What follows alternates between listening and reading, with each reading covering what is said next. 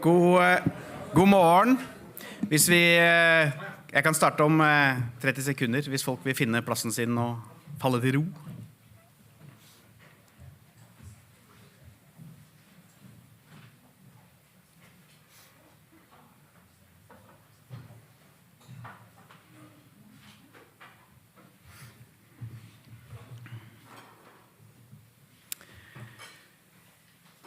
Kjære alle sammen, velkommen til Litteraturhuset. Jeg heter Trond Enger og så heldig å få være styreleder i STL, og også så heldig å få være generalsekretær i Human-Etisk Forbund. Welcome distinguished guests and welcome all to STL's annual conference 2023. What can we achieve with faith and lifestance dialogue? The 2020s have so far been both a dramatic and frightening decade. First, we had the outbreak of a global pandemic, then the largest land war in Europe since World War II, a war where the use of nuclear weapons, incredibly, is being discussed as a real possibility. STL's two previous annual conferences have been marked by this. In 2021, we addressed the authoritarian turn the world is undergoing and how religions and beliefs relate to it, both as opposing forces and supporters of the authoritarian powers. The Russian Church, led by Patriarch Kirill, is a good example of the latter. In 2022, we also focused on the theme of religion and war. This year, we have decided to address something more uplifting and constructive, which also lies at the core of STL's work: faith and lifestance dialogue.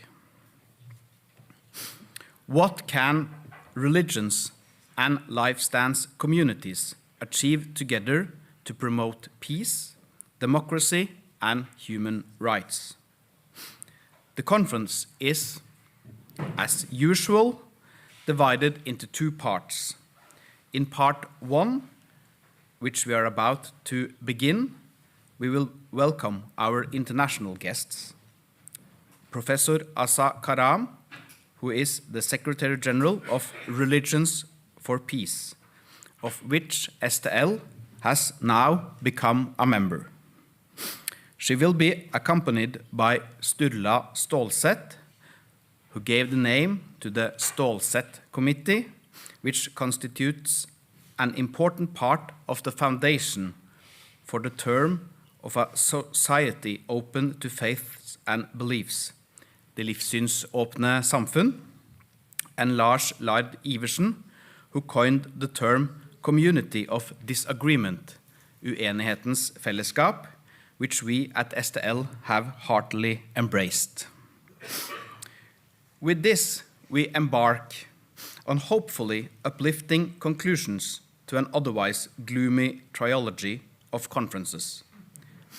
Hopefully, the remainder of the decade will be considerably better, and it is permissible to hope that religions and lifestance communities will give a significant contribution to such an improvement. But first, I am very pleased and glad to introduce Asad Kassam from Religions of Peace. And I think as I am the first Secretary General of a humanist organization, as a member of your Religions for Peace, to introduce the Secretary General of Religions for Peace at the table. So welcome, please.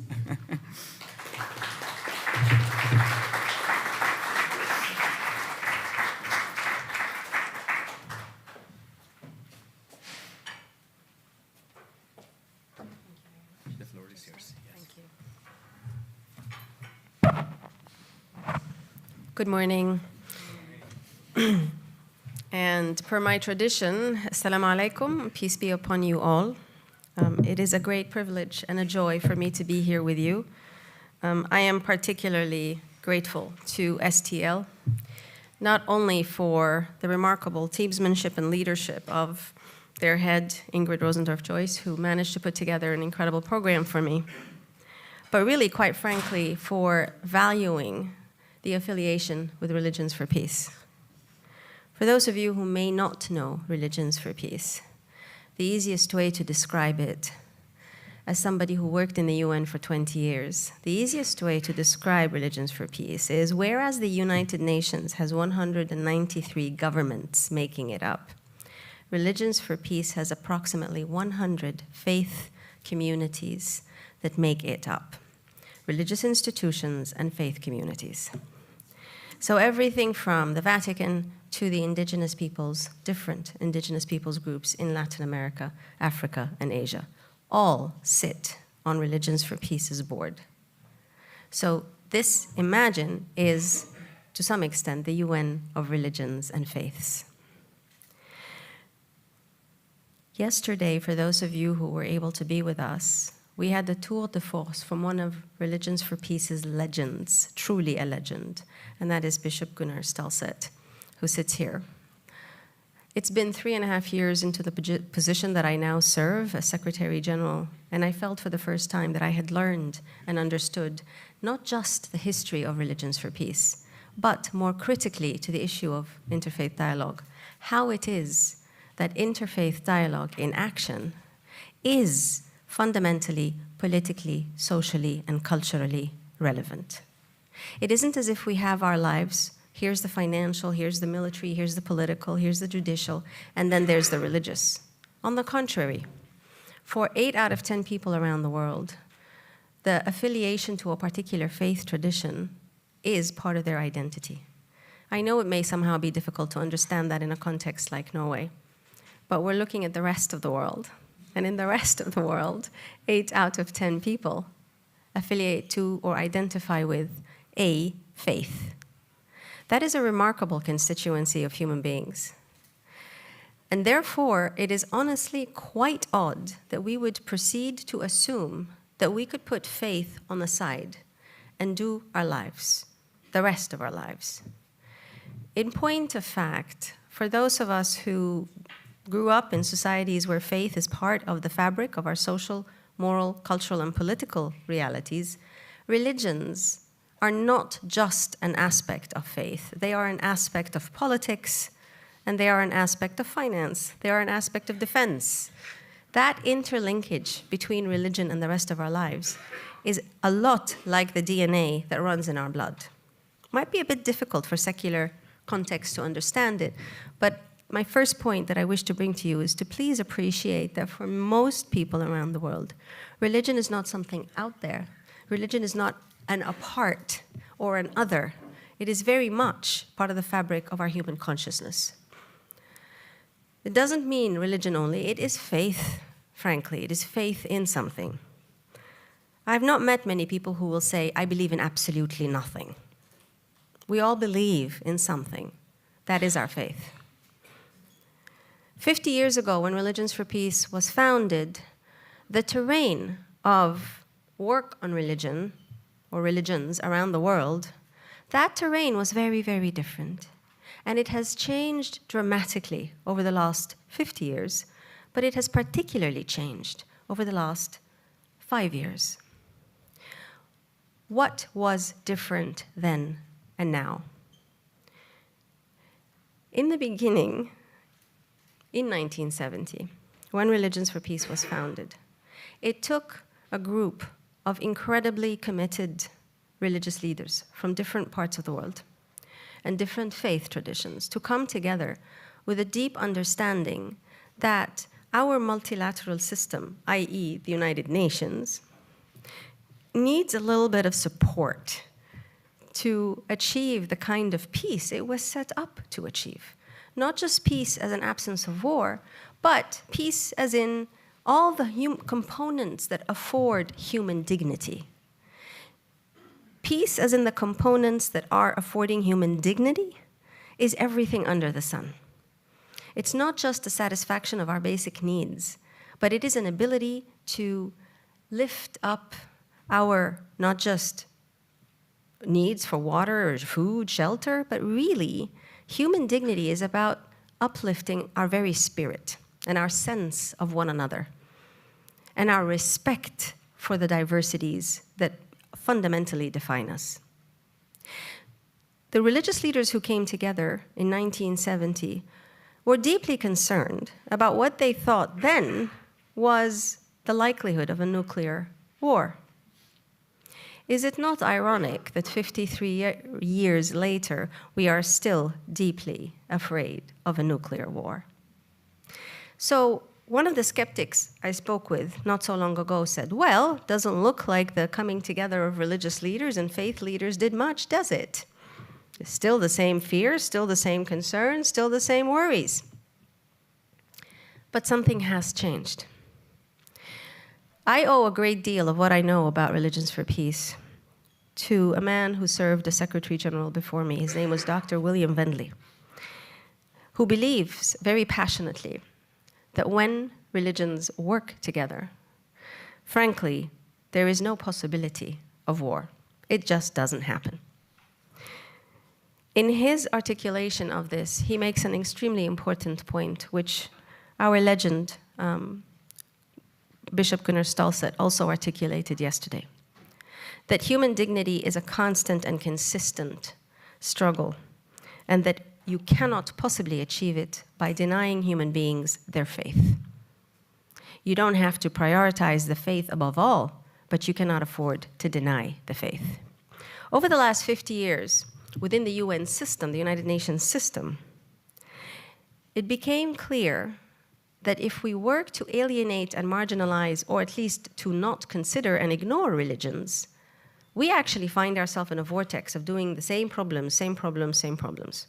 So what difference does the religious make? Over the last 25 years, it became very clear to me when I was working on religion inside the UN system that there was, among some governments, remember the UN is governments, there was among some governments an understanding and an appreciation of just how crucial religion is and faith is to people's lives. But it was approached with a certain understanding that we could use religion, and I quote, we can use religion to affirm the secular process of political, social, cultural, and economic life. We can use religious leaders to rubber stamp that which is already being done, surely in the right way, because the UN never does anything wrong. So we just need to get the religious leaders to stamp and say, this is it, this is good, great stuff, keep going. Now, it didn't get any easier when some religious leaders would actually sit in settings with the UN officials and say, yes, absolutely use us. By all means, use us, because perhaps we can teach you a thing or two. It also didn't get much better. This concern about instrumentalizing religion didn't get any better when some religious leaders and many faith communities were only too happy to simply sit at that same policy-making table and be considered as part of this global political elite. And either be quiet because they're so grateful to be on this table, or, and this was the more problematic thing for people like me, or start to figure out how it is that the UN can be used for their particular understandings, aspirations, and purposes. You see, instrumentalization is a two-way road. And where we are today is at that stage where the religious would wish to instrumentalize the political, social, and economic, and the political, social, and economic would wish to instrumentalize the religious. It's a particular marriage, which, in my humble opinion, and excuse my English, is a marriage made in hell. We heard and we know today that one of the biggest challenges we're facing, apart from the planetary crisis, the public health crisis, the financial crisis, the political legitimacy crisis, one of the biggest crises that is interwoven with all of these, quite frankly, is the crisis of religious politics and the politicization of the religious. We live at that moment now. For those of you who live here in Norway and don't see it, it's not because it's not happening. You're not looking hard enough. We are at the cusp in human history where we go back, actually, to the empires of old. And in case any of you have forgotten, there used to be something called the Austro-Hungarian, the Habsburg, the Ottoman. They were very religious entities. They were run with close coordination between the political and the religious. If you wish to go back a little bit further to where the country I come from, Pharaoh was a god and the political ruler. So in fact, one of the oldest ways of existing for human beings is in that space where politics and religion coincide. It's not new. We're, the secular, new. But the old, the traditional, the normal, for so long throughout our history, has been where the religious has a very critical role to play with the political, and the political has a very critical role to play in the religious realms. We stand today at a moment in time when, unless we are deliberately and consciously aware of the fact that many religious institutions and religious leaders are part of the political baggage and realities in many parts of the world, unless we are aware of that, we may find ourselves wondering why it is that different religions are at war with one another, even when they come from exactly the same umbrella. Orthodox, anyone remember? If there is one lesson to be learned from the current dynamics of the war in Ukraine, it is to see how both a political leader and a religious leader, very influential ones, have exactly the same agenda. There is no difference in that agenda. But wait, why did it have to come to Europe for y'all to realize that? Because in so many other parts of the world, it's been like that for a very long time. The political and religious agendas, some religious agendas, have always been working in tandem with one another. Iran, Saudi Arabia, Israel. Under Bolsonaro regime in Brazil, it was a very, very close relationship between the political and the religious. Under the Trump administration in the United States, very close relationships between certain religious and the political. So it might be wise to just pause to consider why we haven't necessarily noticed that trend yet. Because it's not about different exceptions to the rule. It may well be that that was always the rule. And that what happened in a certain part of the world, like Western Europe, especially the Nordic countries, but not only, what happened in this part of the world was actually the exception to the rule. And if we can change that mindset and put that hat on where we understand that religion and politics have been bedfellows for the longest possible time in most parts of the world, actually, then we might be a bit more clairvoyant about where we think this might go. And here's one clearly defining feature of the politicization of the religions and the religious politicization. The clear feature is, historically, anywhere in the world where that marriage between religion and politics takes place, is this: it is never multi-religious. It is one religion aligning with a political space, process, leader, context, institution. One religion.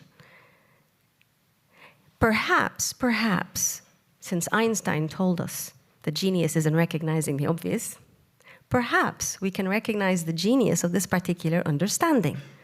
That if one religion dominates and coalesces with the political order, maybe we're in trouble.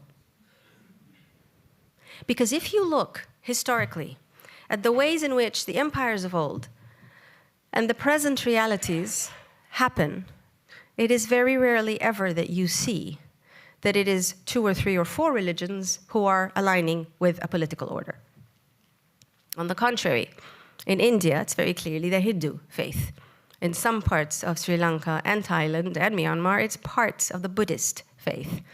In the Muslim world, it's the Muslim faith. So, what if we actually are in the middle of the space where religion and politics are having too cozy a relationship for a long time, but we know that this cozy relationship is fundamentally challenged when religions work together. When religious leaders come together in one space with a common objective, it is almost impossible for any of them to either become a fundamentalist, let alone an extremist, because the very premise of coming together with our faith traditions to address a common problem is the art of diplomacy and compromise. My faith will not and cannot be better than yours. Your faith will not and cannot be better than mine. Hey, guess what? Level playing field. There is a certain reality to this, that when religions work together, the opportunities for any form of religious extremism are not just diminished, but there is no space, therefore. When religions work together towards a common goal, we have an opportunity to experience God's mercy. After all, we realize that when faiths come together to work and serve a common goal, we have an opportunity for an alliance of human dignity. Because the most common of the common goals is human dignity. But wait, there is also an alliance of religions, certain religious beliefs who come together around some really conservative issues that have to do with certain human rights. It's actually visible and persistent, and you can see it in the context of the United Nations as well. Hindu, Muslim, Catholic, some Buddhist come together as nation states, as governments, inspired by their religious partnerships and alliances in their own home country. And over the last 25 to 30 years, they have systematically voted against certain human rights. In intergovernmental negotiations, the word gender, you know it's going to be a long night when the word gender has now come up in a intergovernmental treaty format negotiation. And you will start hearing the same spiel about this is the door to all sorts of terrible stuff. If you say gender, that's the worst thing ever, then we're going to go into homosexuality and all the things that are absolutely terrible. We're not going there, remove the word gender. Women's rights, yes, okay, women's rights, yeah, that's all right. But gender, And you realize that it's actually a multi-religious alliance hiding behind governments or spurring certain governments to insist. And they're powerful. They are extremely powerful. They stand together as Hindu, Buddhist, Christian, and Muslim. They stand together as governments against these human rights. So then, it isn't just about religions working together, is it? It can't be the only measuring stick that we would see for human dignity. Religions working together, yes. Religions working together to uphold human rights, now that is dignity. So it's not good enough to say this is a multi-religious alliance that is working for, I don't know, could be family, which is a byword for something else entirely. What we do need to understand is that the criteria we have today, the measuring stick we must have, two measuring sticks, litmus test. When you see different religious actors and religious leaders, organizations, institutions, faith-based NGOs come together, the question to ask, especially when they are very proud and pleased to be working together, the question to ask is, where are you on women's rights and LGBT, possibly, perhaps? Where are you exactly? The answer will tell you where they are on human rights. There is another litmus test to ask the different religious leaders and faith-based NGOs. Where are you on certain political issues that are often presented as religious tensions. And you'll be able to see where they stand on the different human rights agendas. In 2022, and forgive me for those of you who have heard me say this already, I repeat, in 2022, I counted 50 international multi-religious leaders meetings. 50.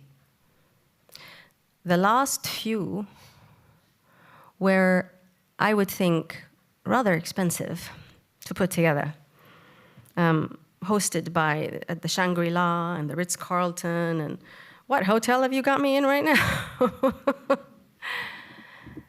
This space of interreligious and multi-religious collaboration is quickly being exploited by some of the very same governments who are very selective, and I'm being diplomatic, are very selective about human rights.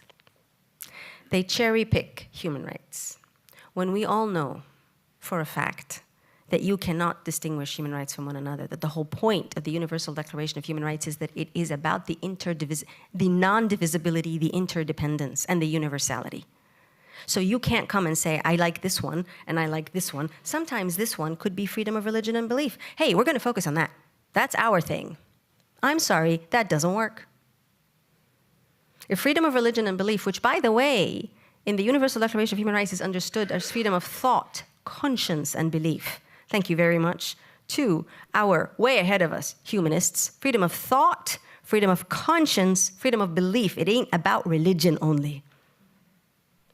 For those of you who know the articulation in the Universal Declaration of Human Rights, you also know that you cannot cherry-pick religious freedom out of the continuum of freedom of thought, conscience, and belief. You don't pick freedom of religion and decide that that's going to be your end-all and be-all, because there's a lot of other 17 set of human rights that need this, and this needs them.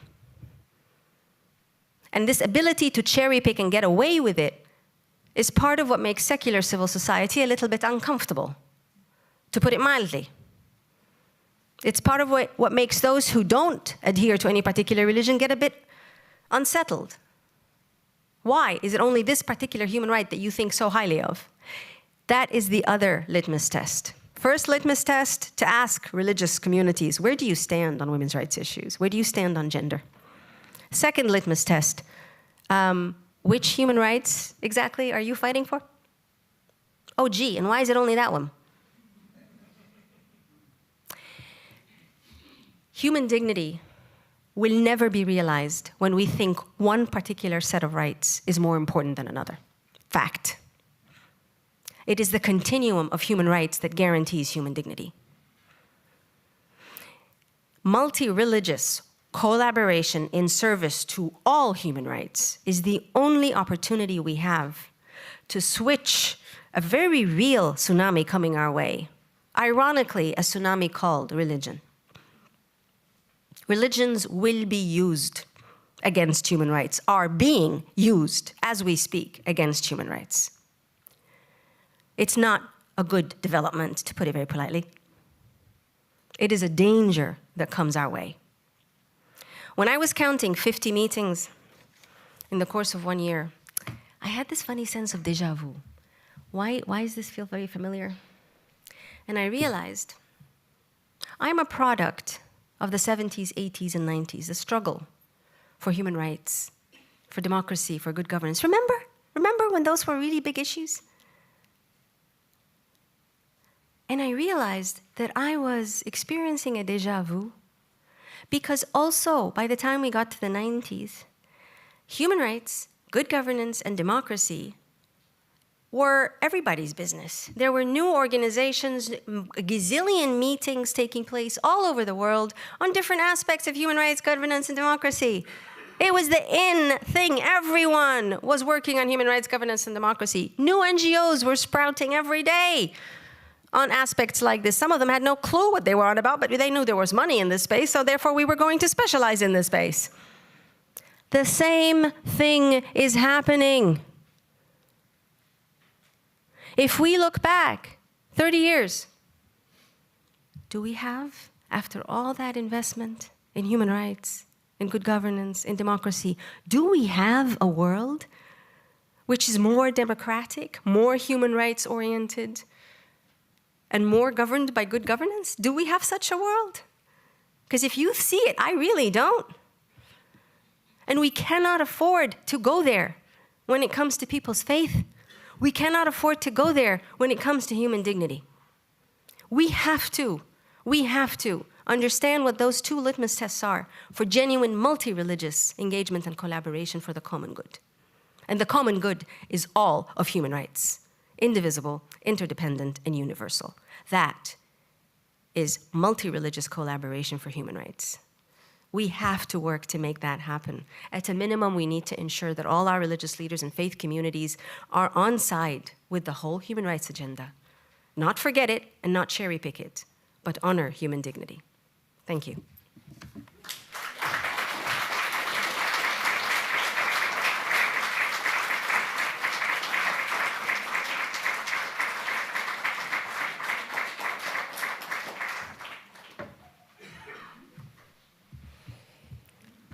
Thank you, Asa. I'm a little bit, I lack the words now.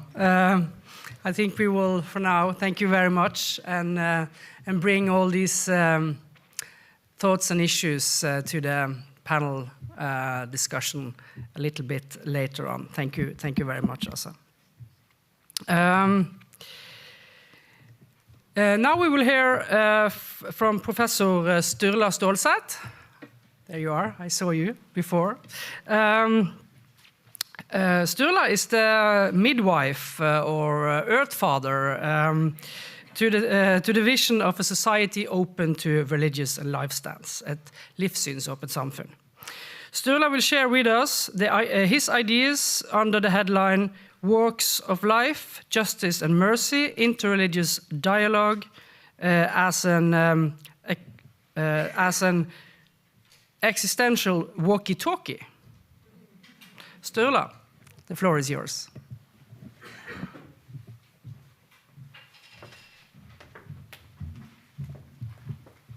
Thank you so much. Good morning, everyone. Such a pleasure, such an honor to be speaking after you, Dr. Asa Karam. It's a great pleasure and a challenge to be sort of asking for the floor or saying something after such a powerful speech. It's really. But let me try to say a few words, and let me start by just this small observation that whatever we do, whoever we are, our common human lives are often marked by at least two activities. We walk and we talk. And I would like to reflect a little bit on that in the context of our coming together here. I would like to say something about interreligious dialogue as walking while talking and talking while walking. So that's, I would, since I have 15 minutes, I will just put out to you 4 proposals or propositions that I would like you to reflect with me on further on, because I don't know if I have the time to expose all of them. But the first one is this, simply that interreligious dialogue can be seen as an existential walkie-talkie. Yes, that was what I was talking about. And then secondly, that often in interreligious dialogue, the side effects, the byproducts, are the main outcome. So that would respond to the question, is it a goal or is it a tool? Well, it's in some sense a goal. And the main benefits are actually the byproducts. I'll come back to that. The second, or the next thesis would be that at the same time, that is not enough. While walking, we need to go walking towards an aim. We need to have a consistent, committed approach to something, to obtain something. So in that sense, certainly, it's also a tool in interreligious dialogue. And in that sense, I believe, and not least having heard your warnings now about how the space of interreligious dialogue is being challenged, to put it mildly, that we need to expand our vision, our understanding, and our practice on interreligious dialogue. But briefly, a childhood memory first, because when I was a child, my father, whom some of you know, used to travel, and when we expected, my sister and myself, him to come back, we always wondered, like you have wondered, I guess, will there be something for us? Will there be a small gift? Will there be something?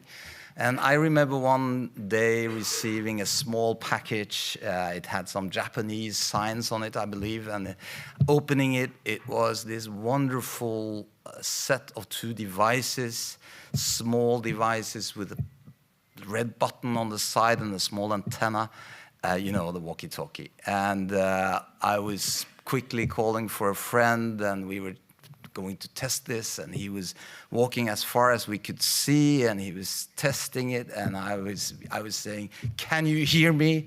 Over, and he was saying, "I can hear you loud and clear," over, and that was the whole point of it. You know, there was nothing really to say. It was just, you know, knowing that we could move and we could talk and we could recognize each other, that we're still there. In that sense, a walkie-talkie reminds us of an interreligious dialogue as a goal in itself. Knowing that we can recognize each other on a distance, while moving, while changing, as persons, as faith communities, communities of life stances. On the other hand, we also know that today, of course, the walkie-talkie is taken over by all our screens, and perhaps we still look for confirmation in our screens of looking for the other. Perhaps we're always only mirrored and see ourselves in that screen. But still, the desire to meet the other is still there. But the walkie-talkie is when we know there is an emergency, that there is a crisis. And in that sense, also, I think interreligious dialogue reminds us of a preparedness, or is a preparedness against crisis. The backside of that is, of course, that it also puts into the focus religion as basically a problem. That is something that we should be scared about, and something that we should be warned against or protected against. Often, I was saying, interreligious dialogue has as its main outcome the byproducts. And what do I mean by that? It's similar to voluntary work. Many times voluntary work is not, it's focused on something, but the main outcome is to reduce loneliness, it's to build trust, it's to build community. Things that you cannot actually target in themselves. Ask people to come to you because they're lonely, you will have no one coming. But ask people to come to you to join you in doing something, you will reduce loneliness. And that's the way we know very well by trust. You cannot produce trust. You cannot ask really for trust. You cannot buy trust. You cannot politically decide that there's going to be trust. We need to, as Asakaram was saying, we need to work together. Through working together on something, it may be a detail, or it may be the most important thing in life. Working together, trust comes out of it. And interreligious dialogue produces that kind of trust. And then it is walking in itself is the point. Walking together is the point. And talking while walking will produce that kind of trust. It will also produce the preparedness. Interreligious dialogue in itself, before having concrete outcomes, consists or makes part of what we could call an infrastructure of society of preventing crisis, being prepared for the worst or for difficult things to happen. Perhaps we could say that interreligious dialogue has collateral benefits. Not collateral damages, but collateral benefits. And we should not cherry pick them, we should really harvest them. And finding them in places where we would not expect them to be. But we need also to have concrete aims, concrete goals, because we're in a hurry. The world is in a very difficult state, as we very well know. And we cannot just be wandering about for the fun of it. We need to go places. We need to set ourselves committed goals. And Religions for Peace is an excellent example of addressing the key issues that are challenging our worlds. Human dignity, but within the framework also of global dignity, of the dignity of the earth, of all living. And the climate is also high up on the agenda, which is increasingly, of course, very important. To put ourselves those aims. And I think in the aim, in the goal, the process and the goal comes together. Like the goal of justice, which unites the religions, although it's the most difficult topic to talk about. What is justice? It is while doing justice that we create a just world. And I think that also justice will always have to be, and that is a particular lesson from the religions, balanced with or in tension with mercy. You were using the word grace. And in that tension, the goal is back into the process, because it's by showing mercy that mercy is present, is becoming a state of the world, in glimpses and always challenged, but nonetheless part of it. We are in a tension in this process, I would say, between existence and experience, exposure and exercise. Within these tensions, experience comes from traveling. It's the wisdom that you gain from walking. Experience means walking, process, dynamics, the way in itself. Existence, in a way, existential, means it gathers both the life stance, the humanists, the religious. It's something existential, something to stand for. Existence means to stand out, to stand firm. In the tension between experience, walking, changing, always learning anew, and existence, standing for something, standing up for something, for someone. That is the interreligious dialogue in its tension. And it's also a tension between exposure and exercise.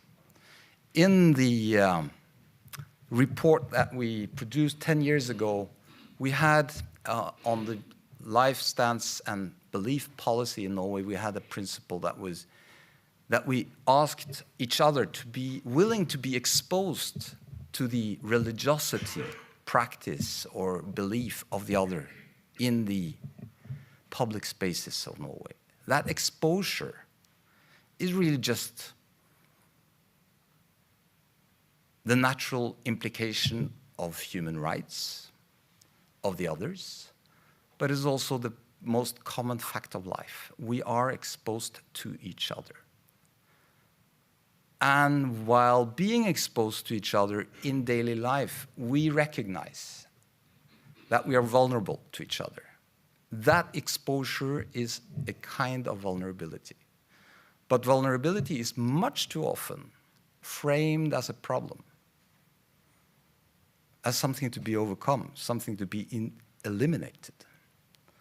And that is a really dangerous common agenda of many politicians and religious communities and leaders, to search for invulnerability, while we in our traditions have plenty of resources to see and to recognize that life comes from vulnerability. Life will always be vulnerable.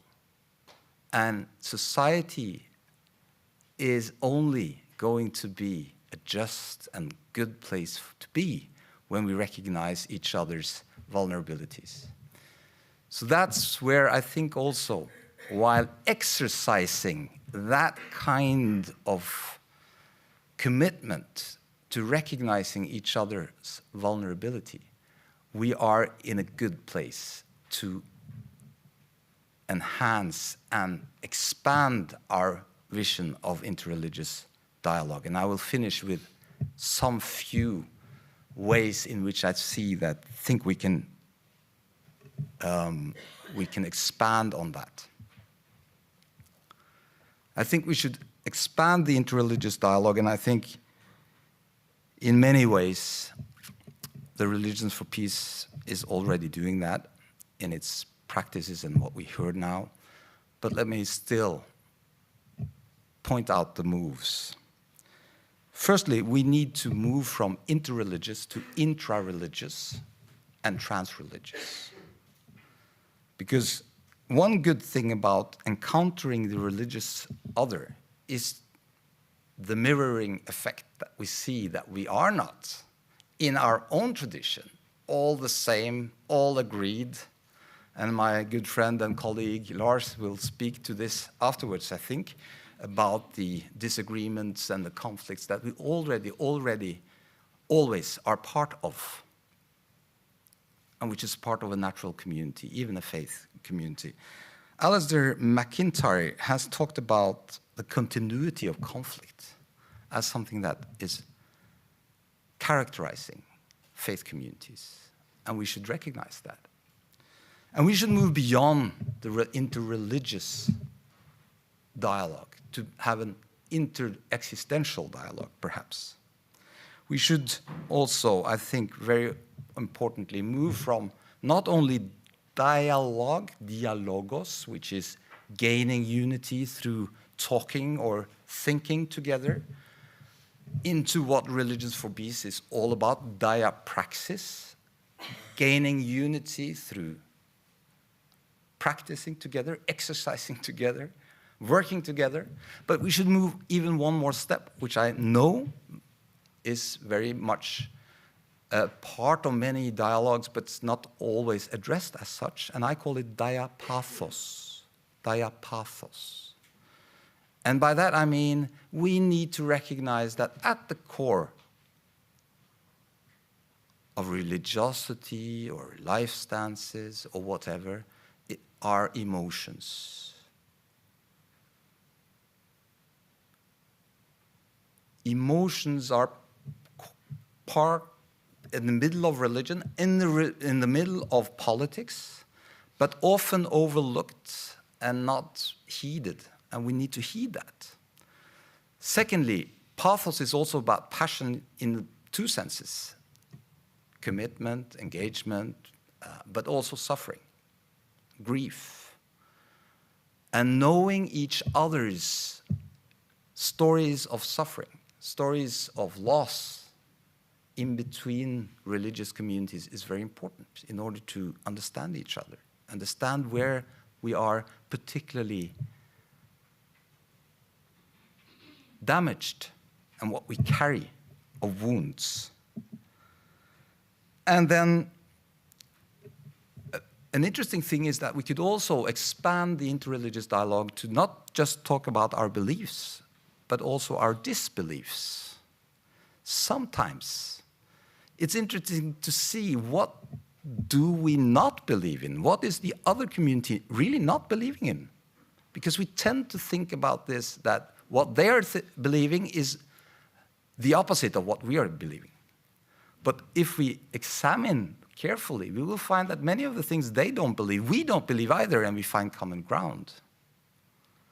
So it's a good thing to have a dialogue of disbeliefs. And we need to move from belief to justice, talk about justice, from belief to mercy.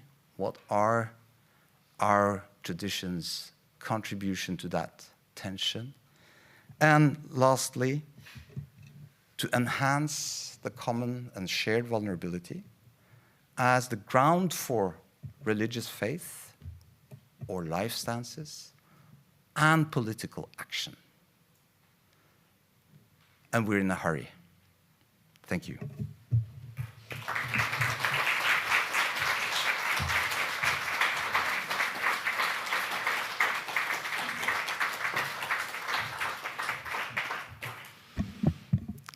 Thank you, Sturla. We did hear you. Over.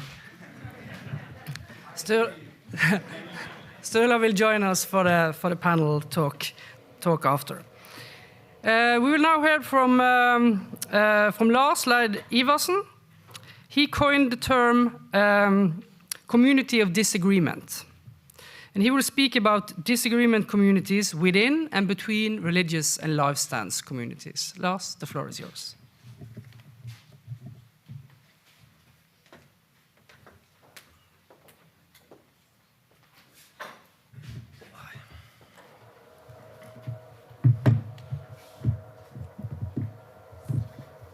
Go.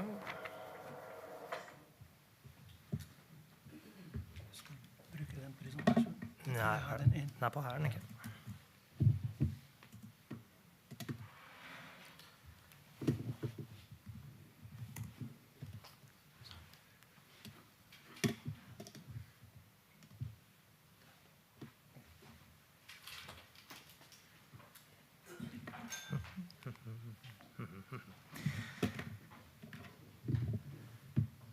Well, thank you very, very much. As Sturla said, I'm just very honored and a bit humbled to be able to add my thoughts, and especially after having listened to Dr. Asakaram and the wisdom and the clarity of your presentation. Thank you very much.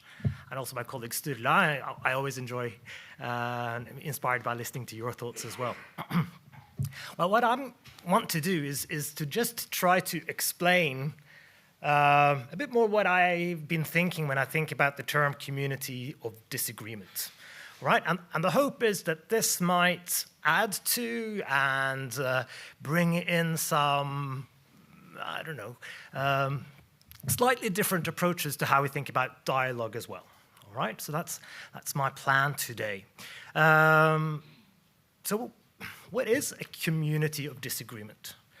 Well, underlying this is an idea that disagreement can go wrong, it can be divisive, it can be destructive, but it can also be constructive. I think I'm preaching to the choir here, but it can also be constructive, it can be creative, and it can bring togetherness. All right, when you're disagreeing with someone, you are, in fact, engaging with them. You are cooperating with them. And people who have disagreed over a long time, they know each other well. It can be done well, and that's what I want to try to explore here. Right, so what is a community of disagreement? Et uenighetsfellesskap. It feels better in Norwegian, but we'll do our best in English, all right? So very quickly, I've said it's a group that disagrees on how to solve a shared problem, or a shared challenge, or maybe many shared problems or challenges that we live with in an ongoing way. Well, what's a group?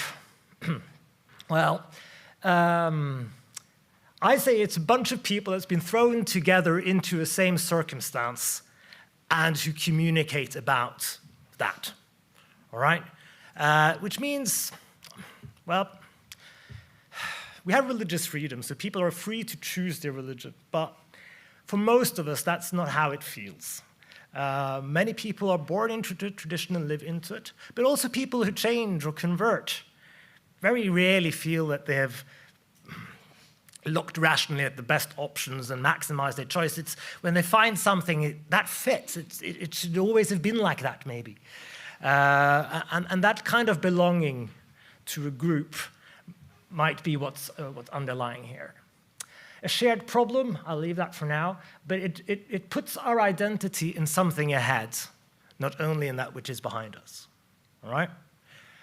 And a disagreement, well, I quickly say, it can be problematized, but a disagreement is one that consists, even though we agree on what the words we use mean, and if we have a sort of similar idea about simple factual issues. If this disagreement still persists, that's the kind of disagreement I'm talking about. Now, disagreeing about facts has become a big part of that, but we can discuss that in a later part. Now, the benefits of disagreement. I think disagreement is deeply democratic. Right? We talk about democratic values, and sometimes we talk about our democratic community, but what is actually democracy is a culture and a system for transforming disagreement into common action. All right? And that's how we live together in a democratic culture. But I think there are some other benefits as well. If you are in a group of people and you manage to get out of the safety that agreeing feels good, it does. Being together with somebody else that thinks the same as you, it feels emotionally good, but it can lead to poorer conclusions and poorer decisions. So it avoids groupthink. If somebody sticks up their hands and says, no, what about this alternative? I don't think that's right. If that works, we avoid groupthink and we can make better decisions together. If people have been able to voice and talk about their disagreements and their thoughts and a multiplicity of points of views, the final decision is more agile and long-lasting because the group has more ownership to it and feel a greater sense of dignity and safety of being part of that community, even though this decision went against their opinion this time. And finally, I think disagreement is deeply creative, all right? That you're able, if you have more options on the table, you're able to think, to engage our more reflective parts of our minds and thoughts and emotions, and engage in problem solving with a wider toolkit than if you immediately want to agree and are looking for a consensus. All right, so these are the benefits of disagreement. Now, what I've been trying to think about here is well, what's the relationship between disagreement and communities of disagreement and dialogue? They are very similar in many ways, all right? There are many connection points. But I also think that the words, they sound different, they bring along a different tone with them. And I don't think disagreement of communities, community of disagreement should replace dialogue, but it has its place alongside it and adds something else, and that's what I want to try to look at here. Well, for one thing, I think dialogue is often a formalized activity. It doesn't need to be. You can have a culture of dialogue. But what we heard from Dr. Karam, that's meetings between leaders. It might be that people get to know each other outside the formal talks, but there is still also that formal, now we sit down for a dialogue situation. Now, I think disagreement is a lot more messy. It's a lot more out there. It's a lot more part of the everyday give and take and discussions that we engage with in large and small issues. And that gives it a different part of it. Now, I think a dialogue has often some high and lofty aims that might be hard for everyday disagreement to adhere to, all right? I think as a dialogue, you want to get to know each other better. You might want to try to understand each other outside the issue you're discussing, maybe. You get a richer and fuller understanding of each other as human beings, and that allows you to sort of discuss more freely here. Dialogue, I think, assumes that we're not only willing to change. I think a discussion, a disagreement also, we need to be able to change our minds. But dialogue maybe says that we should be open for changing as people and stuff. And I think disagreement has a lower bar. You can have a good and a constructive disagreement without fulfilling these high ideals of dialogue. So I say maybe dialogue is the most ambitious way of disagreeing. And sometimes, some places, we should go for that ambition. We should sit down, we should meet each other and get to know each other existentially, deeply. We should meet each other openly, but that's not always the case. And we can't just throw up our hands and say, well, if we can't do that, then nothing's worth it.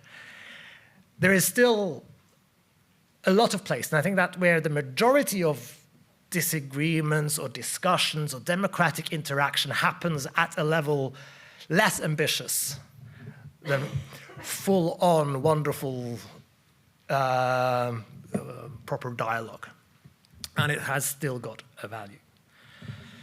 And I think then that dialogue has one style of disagreeing.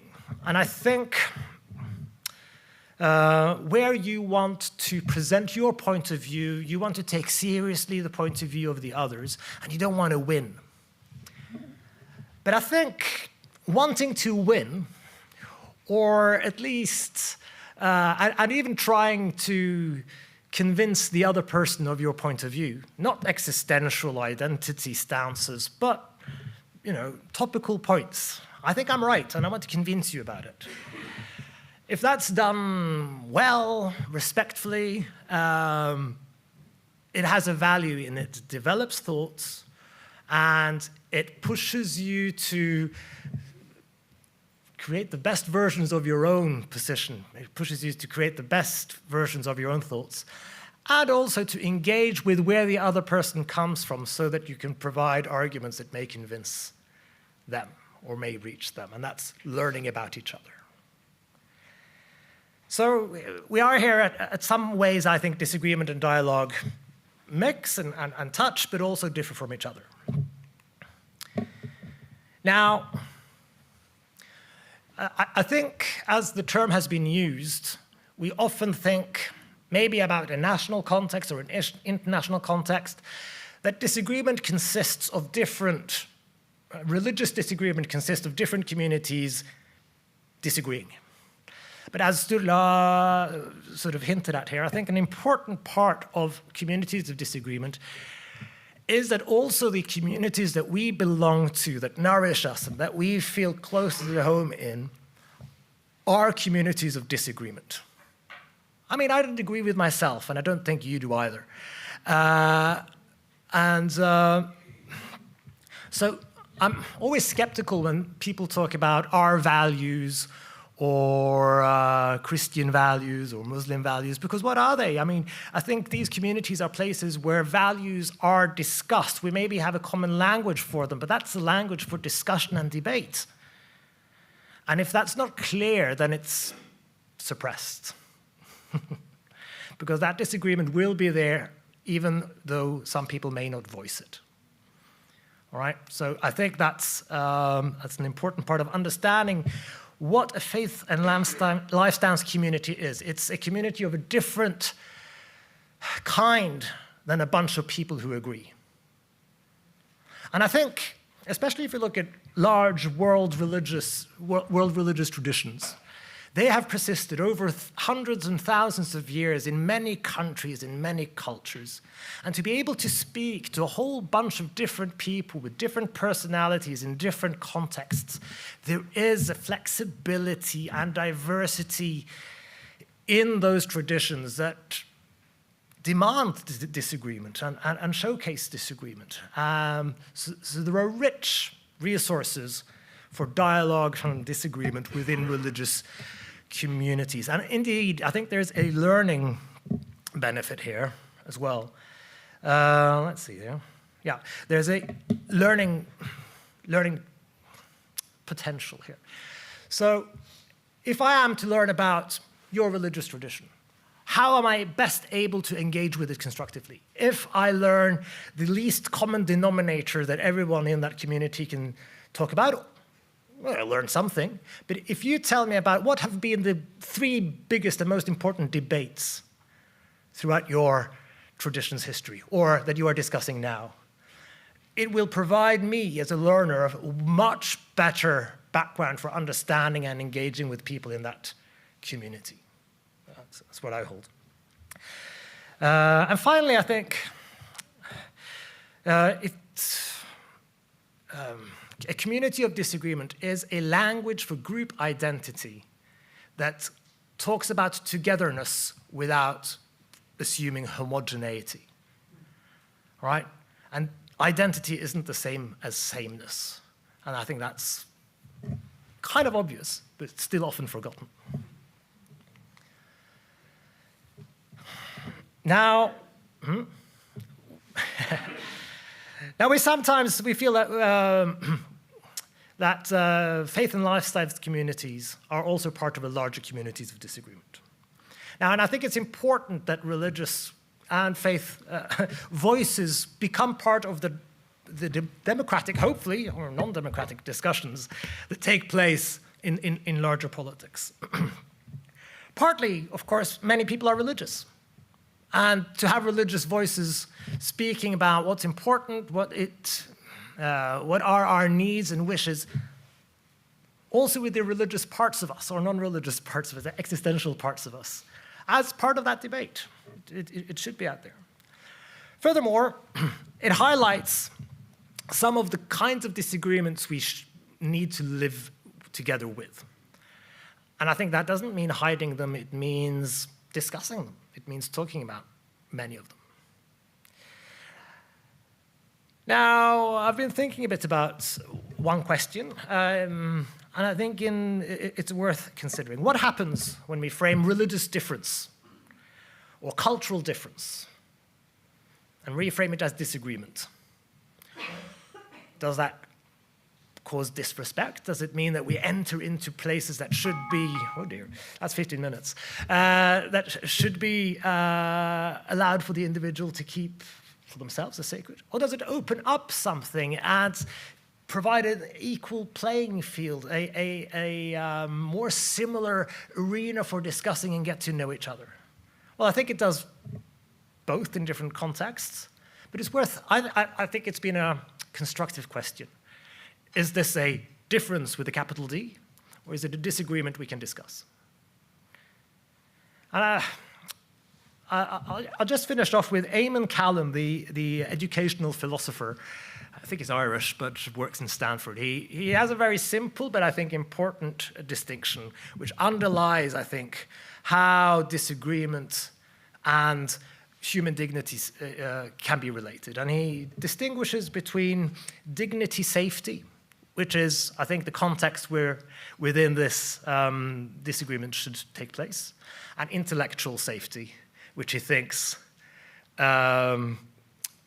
is not such a highly held value. We can be dignity safe without being intellectually safe, and that's what happens within well-functioning communities of disagreement. Thank you very much.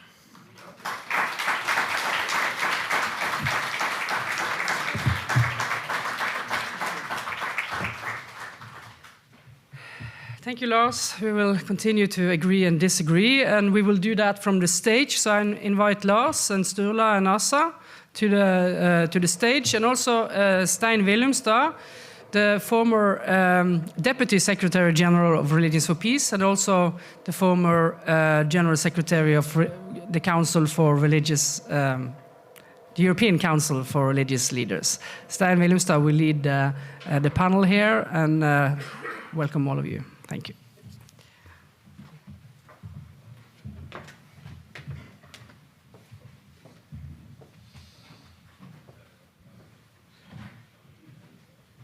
Thank you. Is this operating well? Okay, maybe.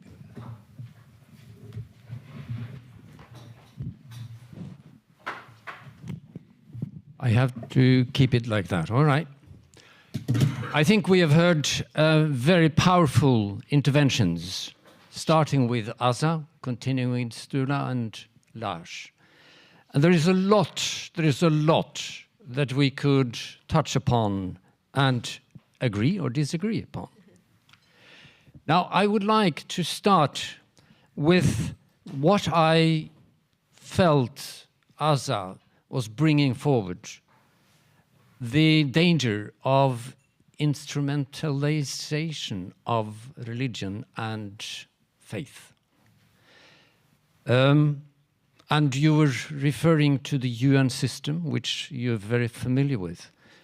I remember from my time when I was in New York that there were attempts of governments to create a religious, interreligious council within the UN, which of course was a way of trying to manipulate the UN with religious kind of approach. Now, having that as a starting point, and then when Sturla was saying that searching to understand agreement, disagreement, belief, disbelief, shared vulnerability, that's very different from to be instrumentalized. Now, could you elaborate a bit on that? Because I think that there is a rather gap between those two positions. And Asa, could you have some reflections on that and other things that you heard from the interventions? Thank you very much indeed. I have to say, I'm still trying to absorb this understanding of interreligious dialogue as what you called, Sturla, the pathos, which I think is absolutely beautiful. And I find it conducive to an understanding of communities of disagreement, because when you feel things, when you're impassioned about things, you don't necessarily immediately relate to one another. In fact, it can put you in polar opposites. So, and it brings it closer to the realms of emotion, so to speak, and takes you away from the formal settings of institutions, because you're now having a different kind of conversation, dialogue, and engagement. How would that necessarily relate to the context of what's going on within the UN and within the whole debate about religion and politics? I think if you had this this very good picture of religion, politics, as though they are sort of in separate directions. I see it differently. I see religion and politics as very much in bed together. And the question then becomes, to what extent can interreligious dialogue be the barrier, the buffer between the political realms and the religious realms? If we think of religion as a conscience, because in Article 18 of the Universal Declaration of Human Rights, it's about freedom of thought, conscience, and belief.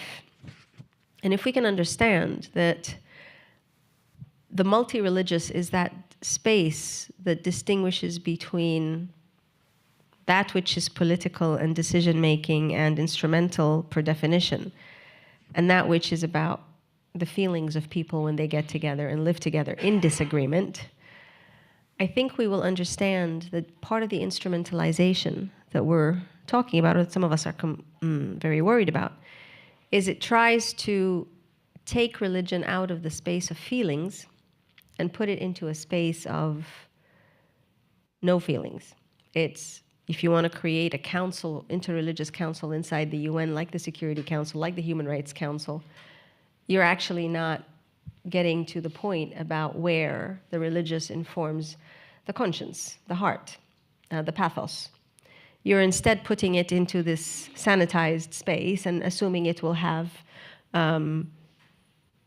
there's no emotion there. This is all about reason, right? And to me, that's dangerous, because what we're trying to argue here, if I understood correctly from the two brilliant presentations, we're trying to argue that interreligious dialogue is more than just a status quo. It's more than just a process of meeting and talking and moving. We're talking about diapraxis. We're talking about working collectively together, which per definition involves our feelings and our emotions. You don't work together and become robots. You work together and forge characters. You go through disagreements in order to emerge, as you said, stronger, with a stronger sense of ownership of the issue at hand. So my sense is that those who are trying to argue for a space within the UN system that is supposed to be dedicated to the religious realm and brings all the religions together is almost trying to sanitize the concept of religion into a space of politics. And the UN is about politics, ultimately. It's all 193 governments. They don't meet over tea and cake. So if you want to put religious leaders and religious spaces into that, you are, per definition, removing freedom from there, because the United Nations Security Council, the United Nations Human Rights Council, and the United Nations General Assembly are not spaces of freedom of thought, conscience, and belief. They're spaces of political stuff that takes place. I wouldn't want to see our religious leaders in that. I would like them to be the conscience of that space, not part of it. And I think that was part of the reason of creating Religions for Peace. It wasn't to create an interreligious council of the United Nations. It was to create that separate space that can be the conscience of the United Nations. And I think we have to be deliberate in terms of focusing on that space where religions come together to serve as the conscience of the political, but not instruments of the political. Sture and Lars, let me pass on to you with her reflections, but with kind of an additional small thing. Now, in dialogue, we claim that each voice should be counted and with an equal weight.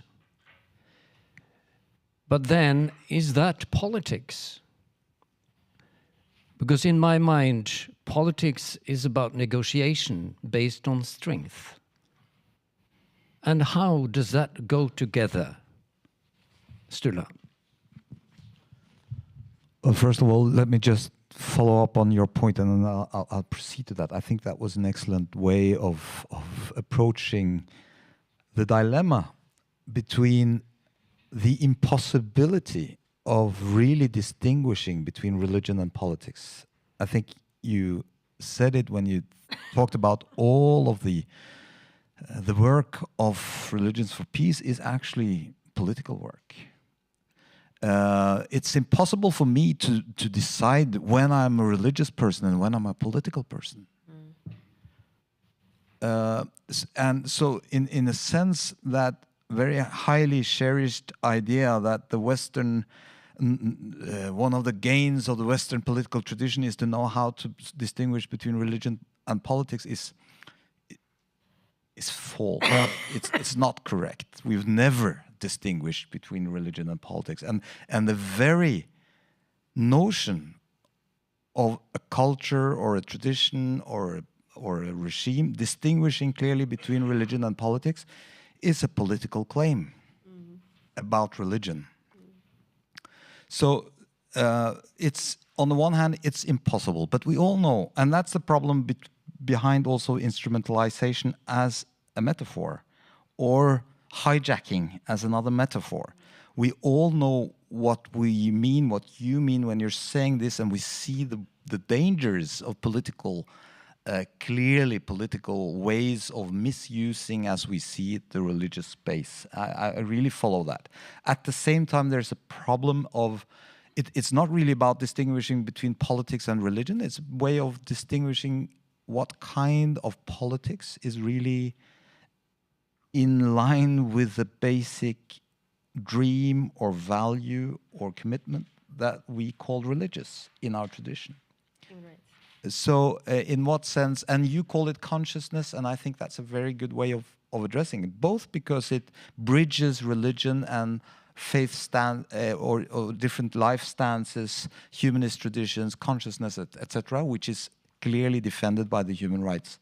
This is what we stand. This is where we stand together, and it's at the same time it addresses really the point about religious communities being different than political parties, and why religious leaders should not be presidents or prime ministers in that capacity.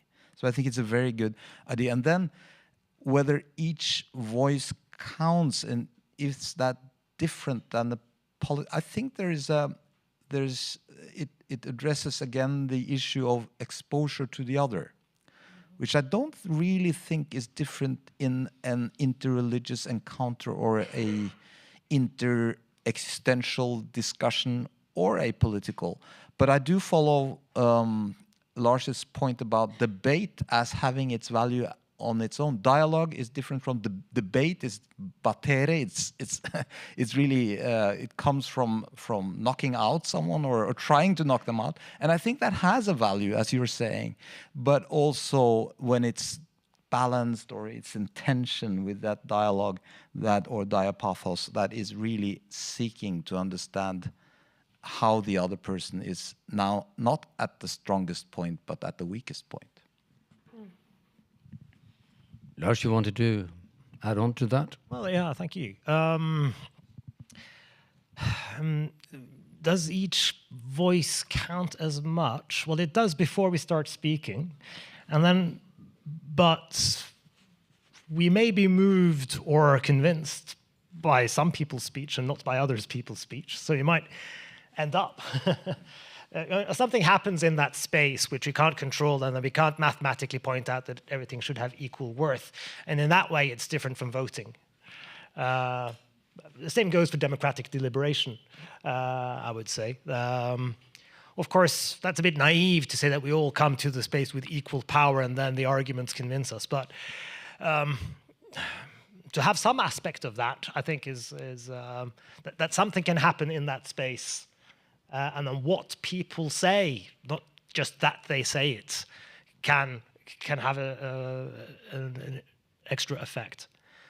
Now, I think the issues about religion and politics is, as Sturla was into now, and as it's a difference of where does power come from in political debates.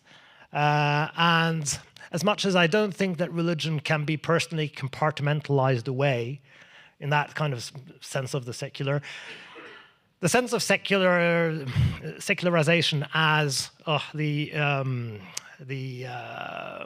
disembedding of different institutions, I don't know. It has its good things. That religious institutions aren't directly in charge of political processes and vice versa. There are good parts about that. Now, but I would like to ask and see if I can learn something from Aza about how it works in the UN, because I'm thinking about human rights as a framework for thinking about human dignity, and human rights as a more sort of practical legal framework. Is part of the practical legal framework, well, it's necessary to make the human dignity parts happen, but is it also one of the arenas where instrumentalization might take place? There is an example from school research when human rights language gets taken into education law about religious education. What happens is that institutions and school and governments take measures to protect themselves from being sued.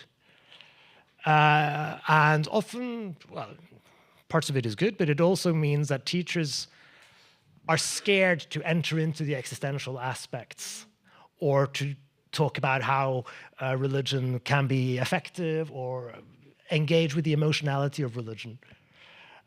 In ways that could be done in a common way and in an exciting, inclusive, and a good way. But the legal human rights framework creates institutional barriers that flattens this. Can sort of human rights legalese have a similar effect in international dialogue or international cooperation?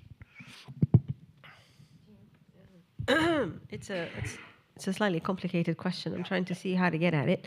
I think we need to distinguish between international human rights law and the emotions that religions trigger in people that are fundamentally what religion is about. And I think if we imagine or understand that faith is the very essence of our consciousness, then you don't necessarily want to put that into a legal theory or a legal framework. And I think that's part of the concern about saying we should create an interreligious council in the UN. By the way, if we do that, then our humanist friends will be nowhere to be seen, which would, I think, be a bit drastic. The issue here is legalese has never captured emotion anywhere. Any law doesn't go into the emotion. It's supposed to distinguish. Law is reason. Emotion is emotion, right? Even though I think emotion is a form of reason, but that's a totally different conversation. The point here is that law is supposed to be that objective space, but you can't consider people's faith an objective realm. It's the fundamental trigger of our emotions, I believe. Faith is what triggers our emotion. It's at the root of all our emotions. Hence, you see people doing remarkable things, such as either burning themselves up, which is an extreme, or going and killing other people in the name of their faith, right? That happens. And so I think you're going to try to impose human rights law on that. No, I think the point here is to understand that we have a human rights council in the UN system. It's there. Occasionally led at one point by Saudi Arabia, which was rather interesting, which is the kind of politics that we want to be careful of. You don't want to put the religious space into there. What, we would have the Muslim world, one Muslim country leading as president of the religious council? Really? A Jewish country leading, or a Buddhist country that sits... The poetics of politics are very different from the poetics of faith. And I think the issue here, very practically, is how is it that we can ensure and work towards and walk that journey of ensuring that our faiths can inspire us to work better together, alongside the legal ease and the legal platforms and the legal spaces and the legal institutions. Because right now we're living at a moment where every single institution, including the religious institutions, are struggling with credibility. So you don't want to institutionalize religion more. You want to actually make sure that our collective consciousness, which is what I consider multi-religious and interreligious dialogue, we would like, in an ideal setting, to have that collective conscience act as the conscience of the political institutionalized spaces, not become part of it. Because per definition, you can't. You have 193 governments in the UN system. Has it created a better world? Now imagine if we were going to have all the religions somehow represented in that space. Why? Why? Keep that space as it is, but keep our conscience alongside so that it can act as a conscience and not act as part of the instruments of these poetics of politics. That's what I would suggest. May I touch upon one point that you kind of started out with, talking about religions working together? As Bill Wendley said, you cannot have a war if they seriously work together. Now, we have experiences, and you mentioned that one religion is being kind of instrumentalized by politics in many countries, and that's a danger. But we also see where you have a majority religion that is really dominating. They would say, we don't need, why should we move into interreligious dialogue? We don't need that. That's coming back to what I was saying, equal voice. How can we encourage in those cases where you have a dominant religion, but you have minority religions, and to counter this politicization of religion in such cases? Are there ways that we can work to also see that the minority religions are coming to the table in an appropriate way? Anyone wants to start? Well, I thought it was very well put and very eye-opening, although it's also contested, but the very point that religions working together, or faith stances, is anti-fundamentalist in its core and anti-imperialist in its core. I think that's a very inspiring thought. And while we worked with our commission on faith and life stance policies in Norway, one of the things that I really learned was how important the so-called dissenter movements, the minorities, the religious minorities, the humanist movements, the free churches and so on, have been for Norway to understand how blind we have been as a majority in terms of seeing that we always were a community of disagreement, always were a nation of many cultures and many creeds and many backgrounds. But because we were so many in the main tradition, we didn't see that. So although it was criticized by some that the way of rewriting the history of that report was very much driven by or inspired by or learning from a way of reading Norwegian history of religion and faith and life stances from the point of view of the dissenting voices and the minorities, I think that was absolutely crucial in order to form a different view of what the way ahead looks like. So I think you're absolutely right, particularly in the nations and regions where there is a majority religion, we need to insist that the tiniest minority may be the most important, may be crucial for the well-being of all in that community. Any other comment on that? Well, concretely to the Norwegian situation, it seems to me that in many of the areas where Norway is becoming multi-faith, more visibly multi-faith, part of the challenge is for the Church of Norway to deal well with the fact that they sit on another, well, power, of course, but more practically infrastructure, which is about to open up and include more people and more groups. And I think the Church of Norway, to a large extent, is trying to be trying to be a willing and active contributor to it, but it's something in the hard part is the power that is there in being the good giver all the time, which I don't know if the alternative might not be better, but it's something there in the power relationship of being the ones that provide, being the ones that have the extra spaces and the extra institutional infrastructure for dialogues to take place, for these conferences to happen. You know, I mean, a lot of it happens within the framework of the largest, most resourceful group, and there's a power in that benevolence, which I don't know. I don't have a good idea of how to deal with it, but it's important to put it in words in some way at least, and maybe somebody else has better, more creative solutions to it than I have. So, Asa, Religions for Peace experience in this dominant religious atmosphere and then keeping the minorities alive and also with voices? So one of the beauties of Religions for Peace is it equalizes. At the global level, everybody's equal. There is no such thing as a dominant and a minority. So the indigenous will sit at the same table and be head-to-head with the cardinal. That's supposed to be the whole purpose and the whole point of it. And I think it's that equalization of the space that can also be extraordinarily challenging for certain religious institutions, that they decide they don't want to be part of it.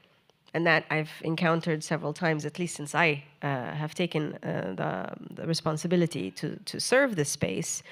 It's somehow easier to tell a woman to get lost than it is to tell a man. And I have been told to get lost in multiple very nice ways. One of them is at the outset of the whole Ukraine crisis. One of the things we agreed to do as a board was to say, let's have a multi-religious delegation go to visit both Russia and Ukraine and try to talk a little bit with these leaders, religious and political, and convene them together to just have a conversation, multi-religious international. So you don't You don't point fingers, so to speak. And I got 2 sets of calls, one from the side of the Catholic world, the other from the side of the Protestant/Orthodox world. And both of them basically said exactly the same thing, which is, number one, this is a European issue. It's got nothing to do with the rest of the world. The other was, this is about our Christian relations with one another. It has nothing to do with other religions. And the third point that they said, ever so delicately, was, frankly, this is a man's business. And with that kind of a mindset, you wonder at what it is that you actually are doing all of this work with different religions for. There's a very important point that I think Sturla and you mentioned, which is to distinguish a little bit between dialogue, the conversation, the walking together, but actually getting things done together. And I think if we constantly only talk about the convening, which is important, absolutely important, because the minute you stop talking, you're going to go to war, fact of life. But we need to distinguish that what Religions for Peace has done over the last 50 years is definitely do the convenings.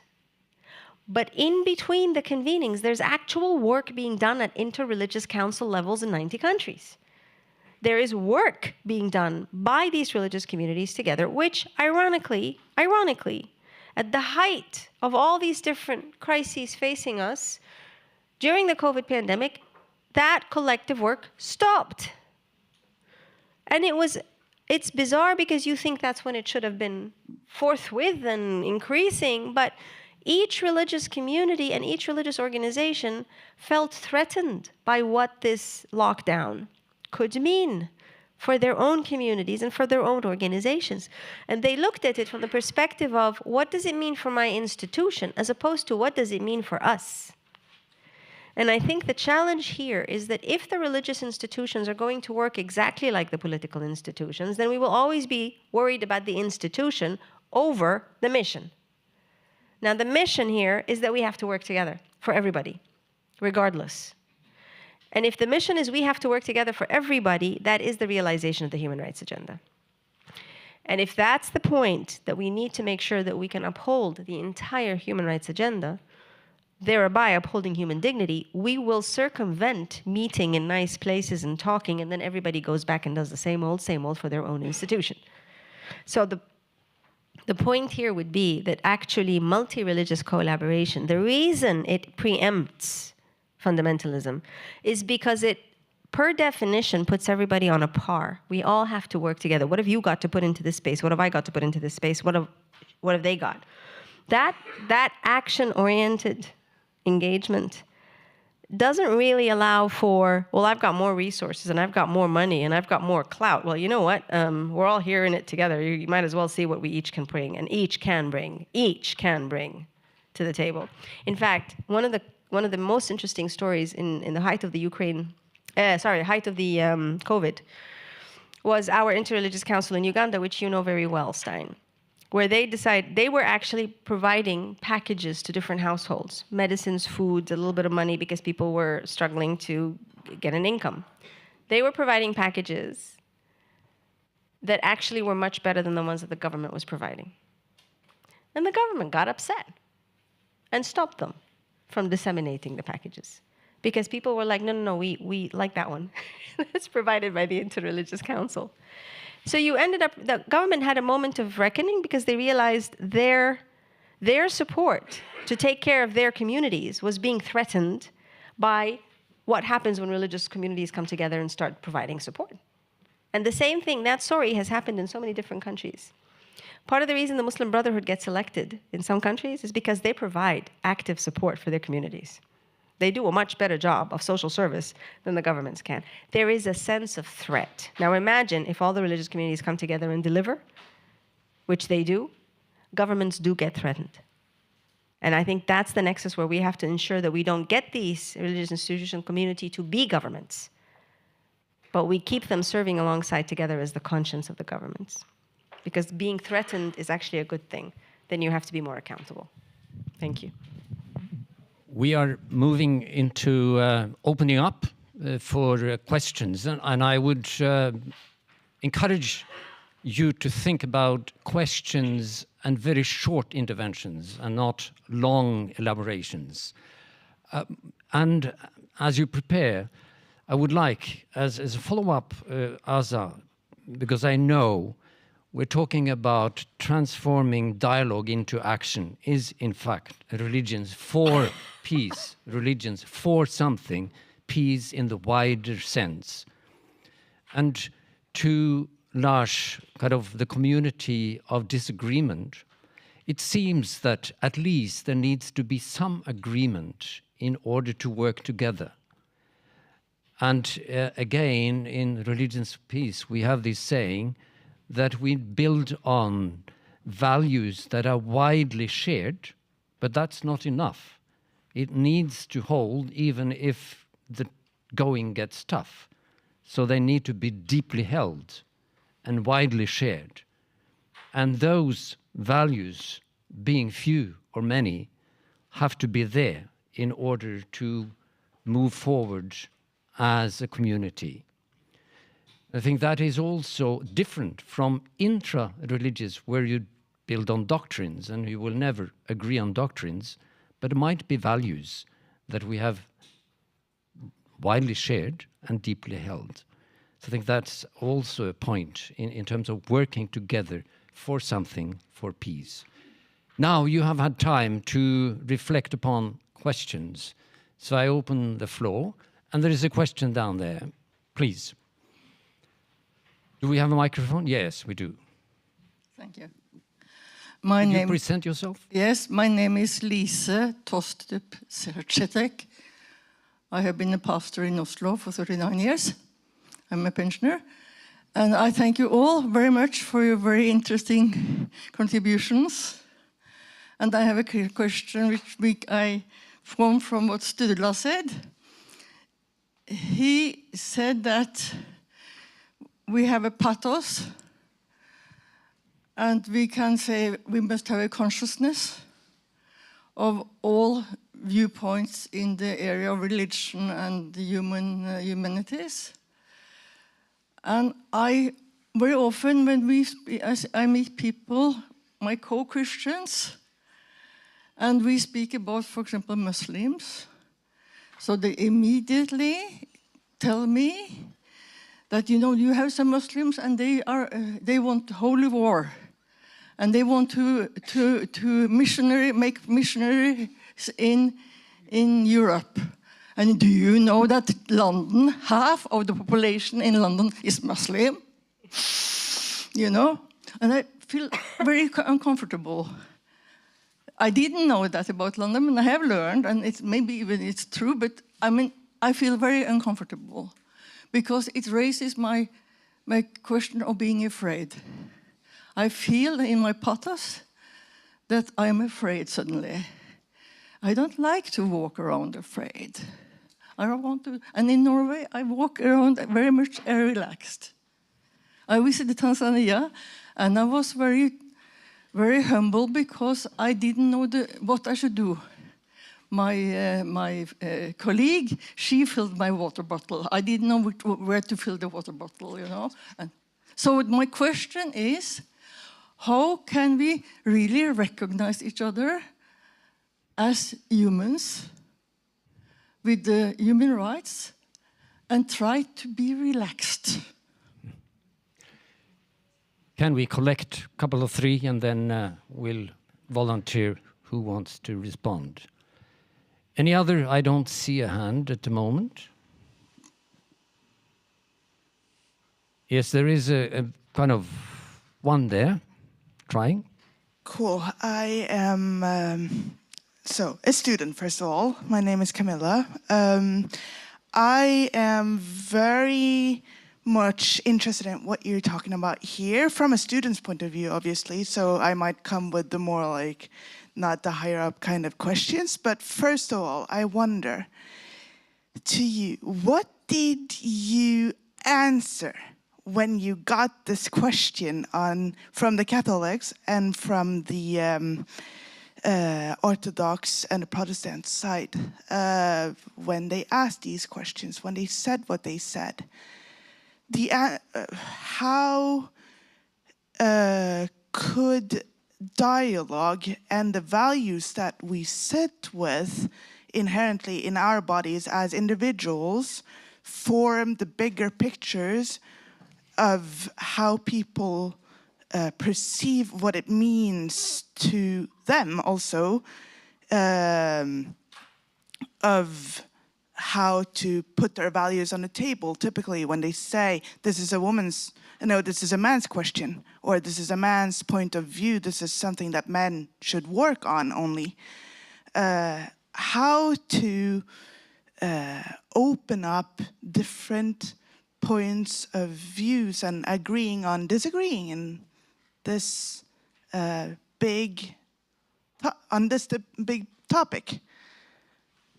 If you got my question, I wondered how to live with that in a way, in a constructive kind of state when it's very easy to get emotional. So I understand the question was about Ukraine, but could be widened, I think. It's more generic than that.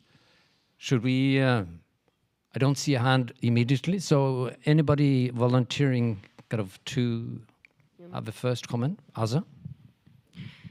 Well, first of all, can I just please address, even though it was to you, if you don't mind, I just want to say a quick point about this fear and relaxed business and Muslims. I happen to be a Muslim. I think what we're confronting very much is an ignorance about each other's faith traditions. Yep, there's a remarkable amount of ignorance about different religions. We don't study this at school. I've been to British and American schools all my life. I realize I never studied religion, any religion. And I think that's a serious gap in our knowledge of one another.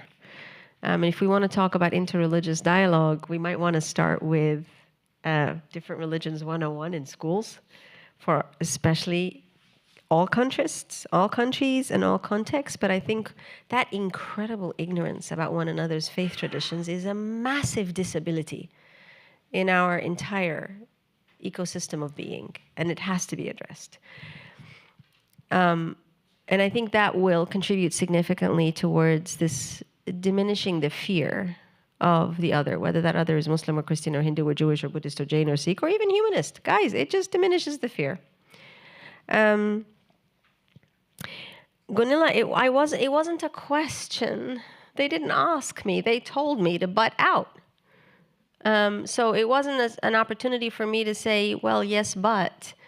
I simply listened. I understood that this would be a challenge to try to do something.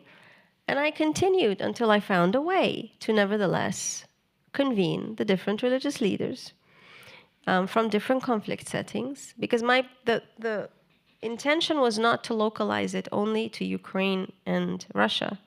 The intention was to look at how it is that the religious leaders around the world from situations of conflict can actually still build cohesive bridges with one another at the height of the conflict. So I removed Ukraine-Russia centrality, and I was able to still bring that space of convening together, which was actually amazing.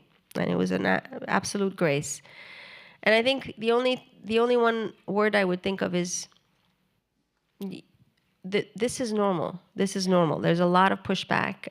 There's a lot of pushback against, especially within religious institutions, there's a lot of pushback against devolving power to the wider community.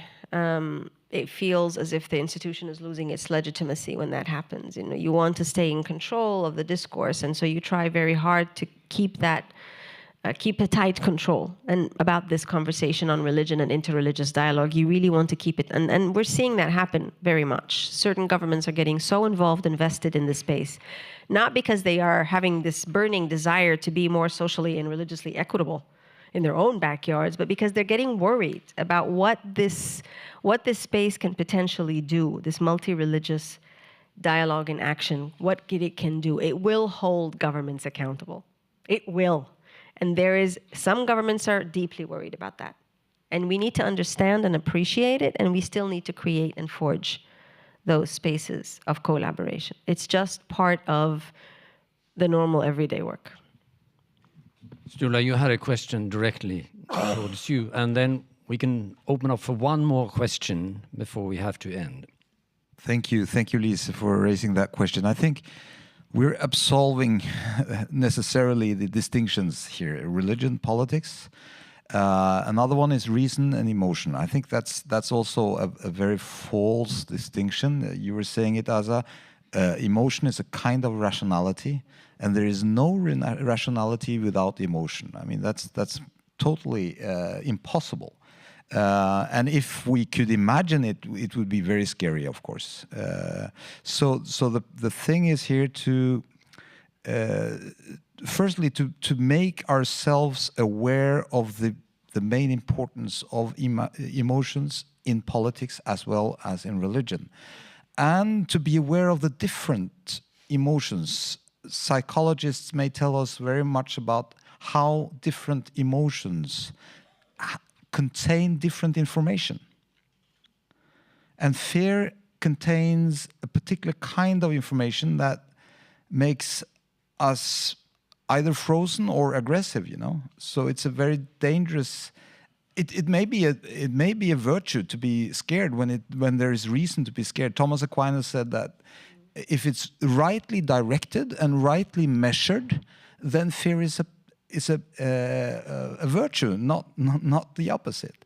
But of course, so often fear is wrongly measured or wrongly dimensioned and wrongly directed, and that's a big problem. But in order to do well, in order to meet the other, we need inspiration, we need joy, we need desire, another kind of emotion. So just to address the reality of emotion in our lives and our communities and societies is a step forward. Lars, you wanted a tiny... Take the audience first. But I think that we have come more or less to an end, so if you have a tiny comment, we will end with that. I also wanted to address the question of fear. And let's say it's emotions that we don't want to feel. I think there's a lot of research that shows that when people become aware of their own prejudices or aware of their own fear related to another, and another part of you, not a more rational part, but the more slower reflecting part, which is both emotional and rational, we shouldn't aim to be free of the emotions that we don't agree with of ourselves, because we aren't.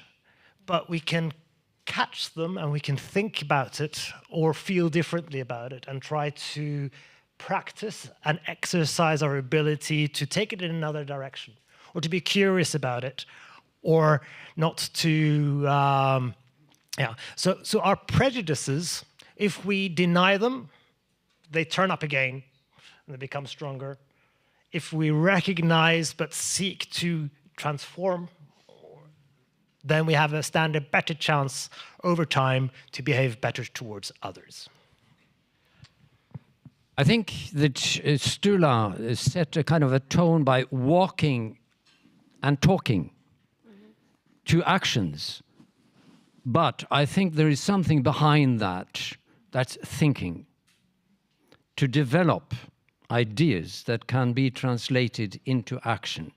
And I believe we have heard people who have the ability to think and also to translate thinking into talking and walking. So thank you very much for your insights.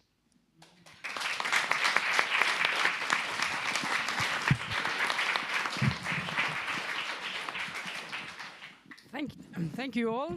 Thank you all for a full morning.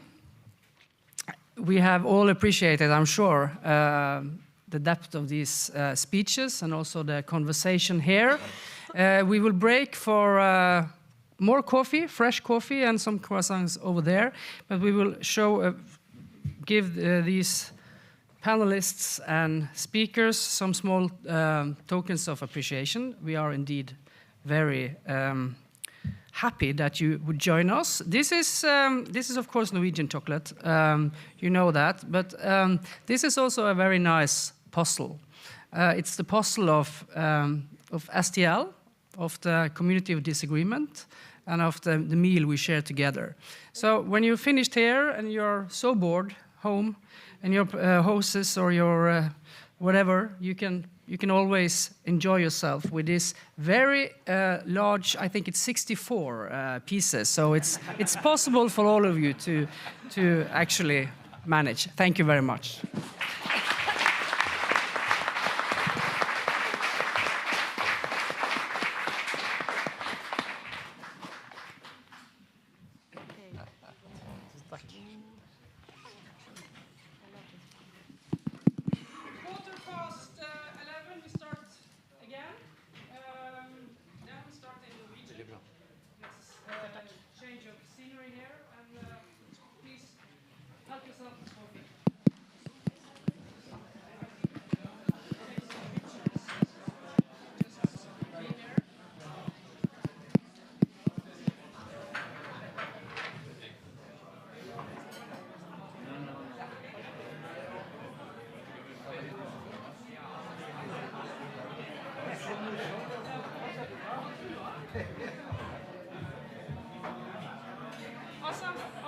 Can you please, we have to take some pictures. Otherwise I'll be in trouble with communication department. Kan legge fra oss dette da. Ja. Hei.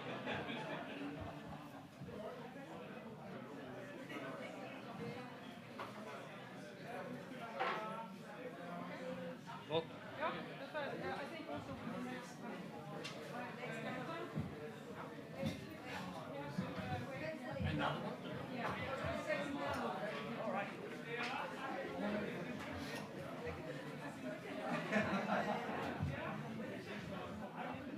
Okay.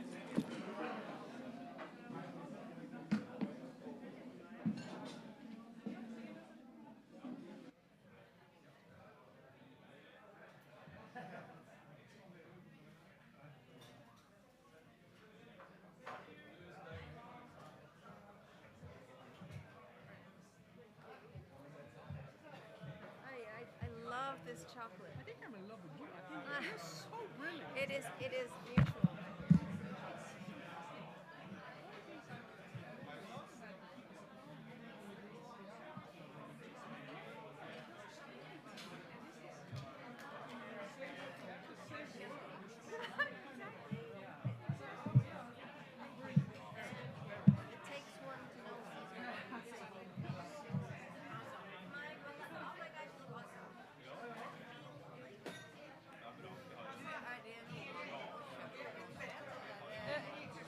Nei, egentlig ikke. Vi har bare noen, ja.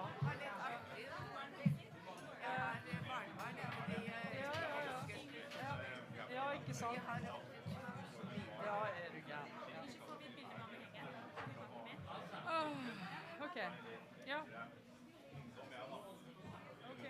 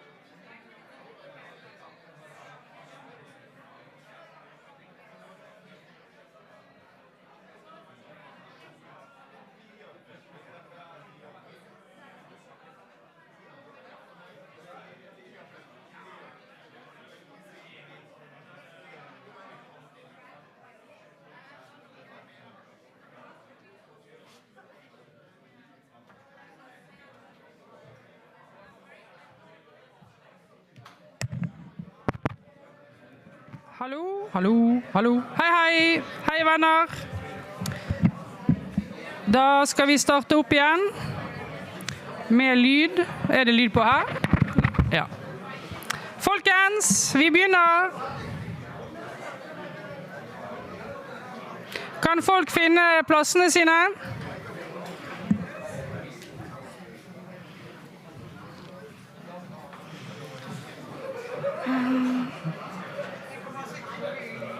Ja, men ikke nå. Sett.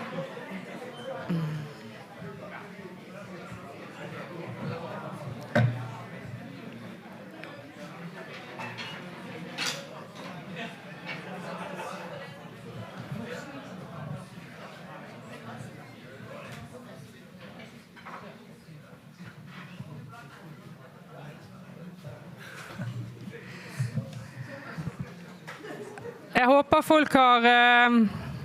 folk har fått fylt opp kaffekoppene sine. Jeg kan jo navnet på flere av de som står, så jeg kan jo begynne å si navnet.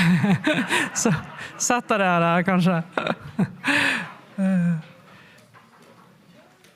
Vi skal i gang med del 2 av STLs årskonferanse. Noen nevnte så vidt for meg i pausen at jeg slett ikke hadde sagt hva jeg selv het, men jeg heter også Ingrid Rosendorff Joyce og er generalsekretær i STL og skal få lov å lede denne del 2 av konferansen som vil foregå på norsk.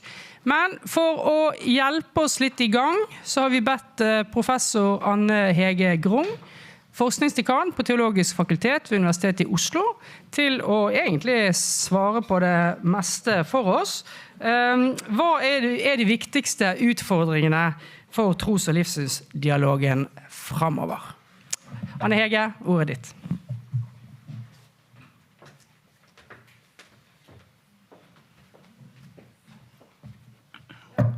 Tusen takk.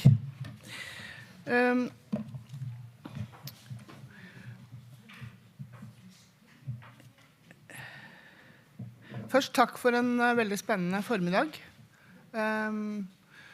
Og jeg vet ikke om Assa Karam her. Ja. This talk will be in Norwegian, but before I start talking Norwegian, I would like to thank you particularly for your very powerful, very inspiring speech this morning. Thank you. Så tros- og livssynsdialogen i Norge jo, sånn som vi ser det i hvert fall, en integrert del av samfunnet vårt, og det også en del av samfunnet internasjonalt. Og derfor så vil de store samfunnsutfordringene som vi står i både her i landet og i verden, være våre utfordringer. Det handler om bærekraft og miljø, det handler om få slutt på krig, det handler om rettferdig fordeling, å bygge tillit mellom mennesker, bevare sosiale sammenhenger og kjempe mot stereotypier og utenforskap, og jobbe for menneskerettighetene i og utenfor religiøse sammenhenger. Så her vi en del av en større sammenheng, og vi mange, og mange utenfor våre sammenhenger, som med på arbeidet for å nå disse målene. Og dette fellesskapet det viktig å anerkjenne. Så vår jobb å finne ut hva vår plass i dette, og hvordan skal tros- og livssynsdialogen kunne ruste seg best mulig for å bidra best mulig til dette. Det mange ting som kan og bør sies om den norske tros- og livssynsdialogen. Og vi som har vært med lenge, har vært en del av omfattende prosesser som har formet oss personlig.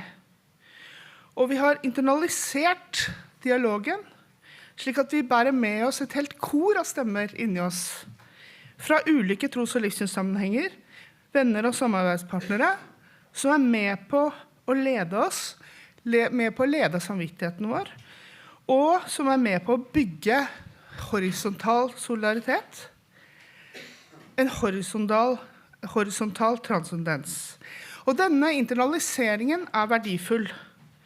Og jeg har lyst til å si med en av nestorene innen interreligiøs dialog i USA, Jennifer Peace, at vi har gått fra å lære om hverandre til å lære av hverandre, Og nå står vi kanskje der at vi først og fremst lærer sammen.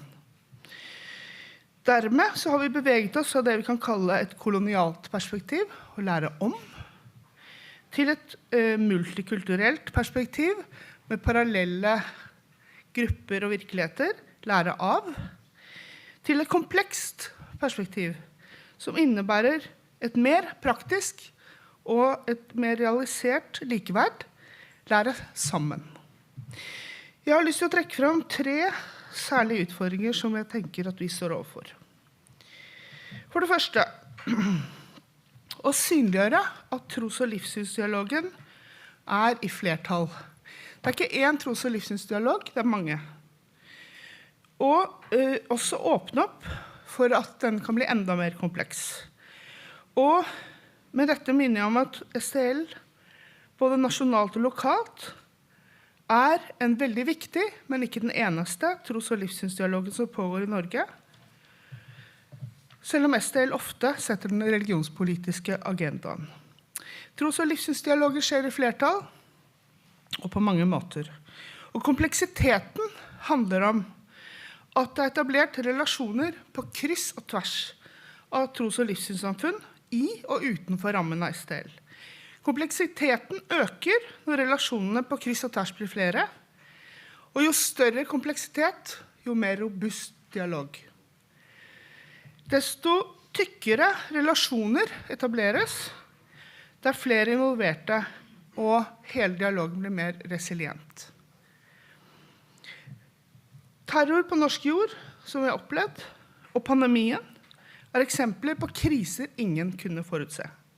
Og vi kan ikke forutse hvilke kriser som kommer foran oss, men vi vet at en kompleks dialog, der mange mennesker, mange tros- og livssynssamfunn, øker robustheten, og i møte med utfordringer som kunstig intelligens, der man som oftest opplever at stereotype forestillinger som en del av vår virkelighet blir reprodusert og gitt tilbake, skaper et økende behov for levende biblioteker, fortellinger og menneskelige relasjoner som en motvekt, som en korreksjon. Så det betyr vi trenger dialog mellom religiøse ledere, mellom tros- og livssynsledere. Vi trenger mye mer. Vi trenger mange flere. 2. Vi må legge til rette for at intrareligiøse diskusjoner og dialoger tar plass. Dette betyr at vi trenger å utvide dialogene og nedtone krav om representativitet. Religiøse representanter som møtes og skal representere en hel religiøs tradisjon, har ikke så mye rom å bevege seg i.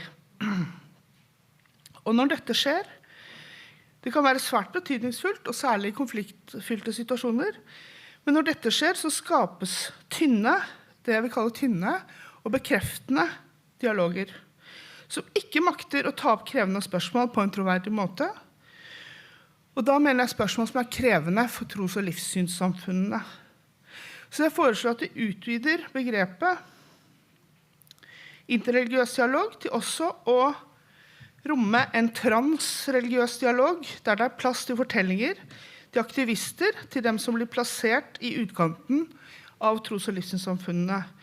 Og det betyr at andre menneskelige forskjeller enn forskjeller i tro og livssyn får en eksplisitt plass i dialogene. Og det bare på denne måten vi kan inkludere kvinner som likeverdige med menn i interreligiøs/transreligiøs dialog. Kanskje det en passende utfordring for tros- og livssynsdialogen i Norge å arrangere en internasjonal konferanse med temaet kvinner som religiøse ledere. 3. Vi må ta innover oss det som blir kalt the geopolitics of faith, og også the geopolitics of interfaith.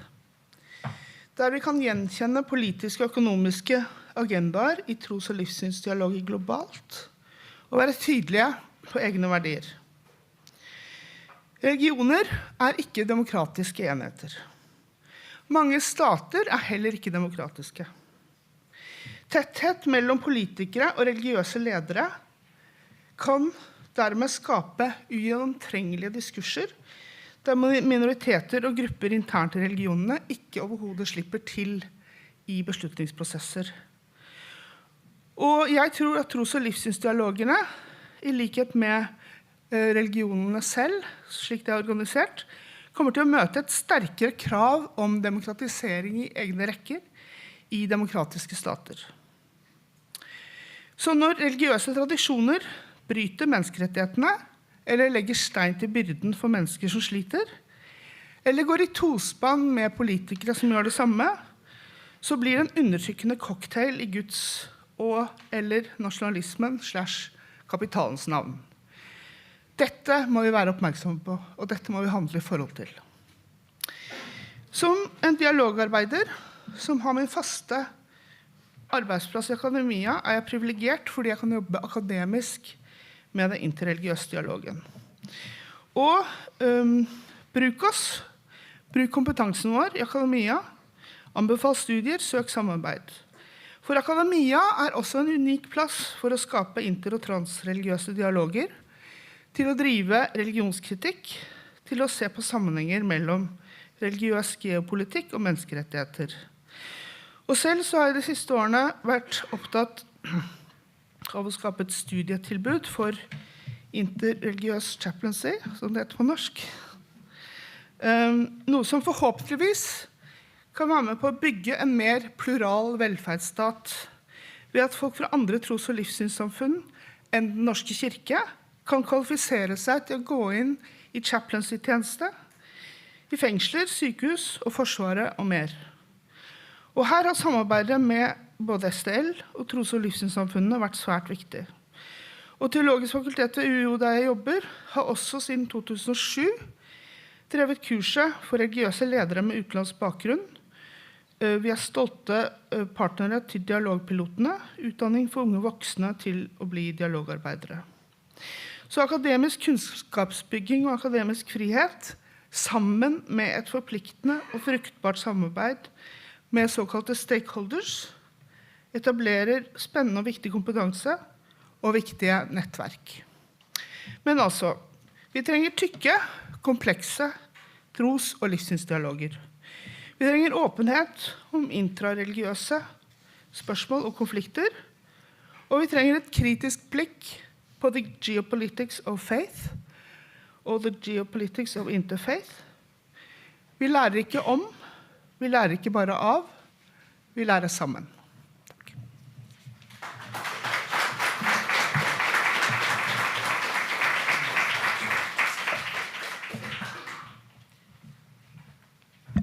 Tusen takk. Der gikk tiden ut for deg også. Ja. Tusen takk, Anne Hege. Da fikk du sparket oss godt i gang. Du skal også få gave, forresten.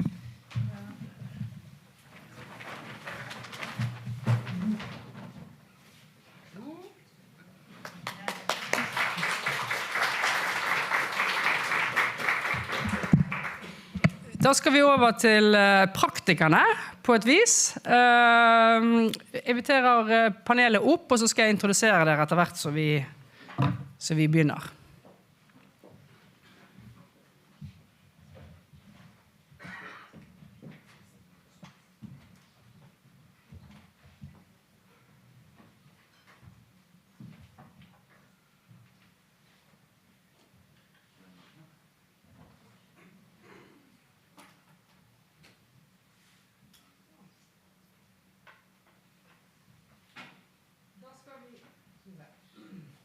Virker det nå? Ja. Da skal vi ha en panelsamtale her, men vi begynner med at hver av disse fire skal få svare på et spørsmål, og så tar vi lar vi det gå pent rundt, og så skal vi få til en samtale, og så vil vi også invitere inn salen, altså dere. Så det går an å tenke allerede nå, begynne å tenke på spørsmål man har lyst til å stille, med streken av spørsmål og korte da, fortrinnsvis. Jeg begynner med deg, Lena. Lena Larsen, du er leder for Oslo-koalisjonen for tros- og livssynsfrihet, og så samtidig så har du vært en fremtredende muslimsk leder i Norge, og er aktiv medlem i en moské. Så det gir deg jo erfaringer både fra dialogarbeid i utlandet, men samtidig også et innenfra perspektiv på religion her i hjemlandet. Hvilke refleksjoner har du gjort deg om hva dialog kan bidra med for å fremme tros- og livssynsfrihet? Først, tusen takk for invitasjonen. Jeg må si at jeg strevde litt med hva jeg skulle velge inn og hva jeg skulle velge ut av det jeg skulle snakke om, fordi det veldig mange ting å snakke om etter at jeg har deltatt i interreligiøs dialog siden begynnelsen av 90-tallet. I dag skal jeg snakke på bakgrunn av erfaringen som på det 25. året leder for Oslo-koalisjonen for tros- og livssynsfrihet, og på bakgrunn av Oslo-koalisjonens arbeid. Og bare ett ord om Oslo-koalisjonen, så jo Samarbeidsrådet en av fødselshjelperne og en av eierne til Oslo-koalisjonen fra den ble etablert i 1999. Jeg vil først si noe om tros- og livssynsfeltet, og det mener jeg også har blitt illustrert her i dag. Men erfaringen min at det et diskursivt felt, fullt av aktører. Alle hører inn i dette feltet. Og når vi snakker om diskursive felt, så snakker vi om maktrelasjoner, vi snakker om nettverk, vi snakker om hvem som setter agendaen, og hvem som minoriteter, ikke på politisk vis, men de svake og de som har svake stemmer.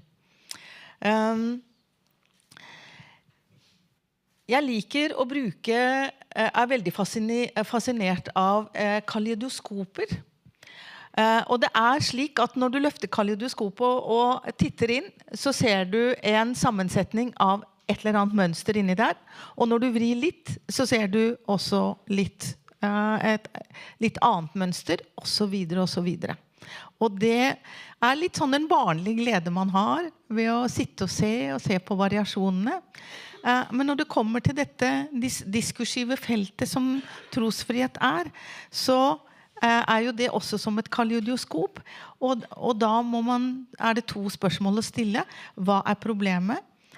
Og hvor problemet hen? Noen aktører, og nå snakker jeg som en minoritet. Da jeg kom inn i tros- og livssynsfremmearbeidet, så opplevde jeg at jeg var en minoritet.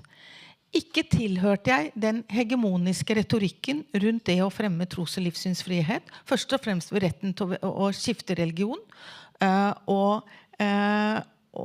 mot blasfemi. Jeg hadde ikke noe veldig kunnskap om det, og jeg opplevde det også som at islam var et problem i tros- og livssynsfrihetssammenheng, og det hadde med retten til å skifte religion å gjøre. Så i møte med dette, i tillegg så var jeg kvinne, og jeg brukte hijab, og jeg bruker hijab.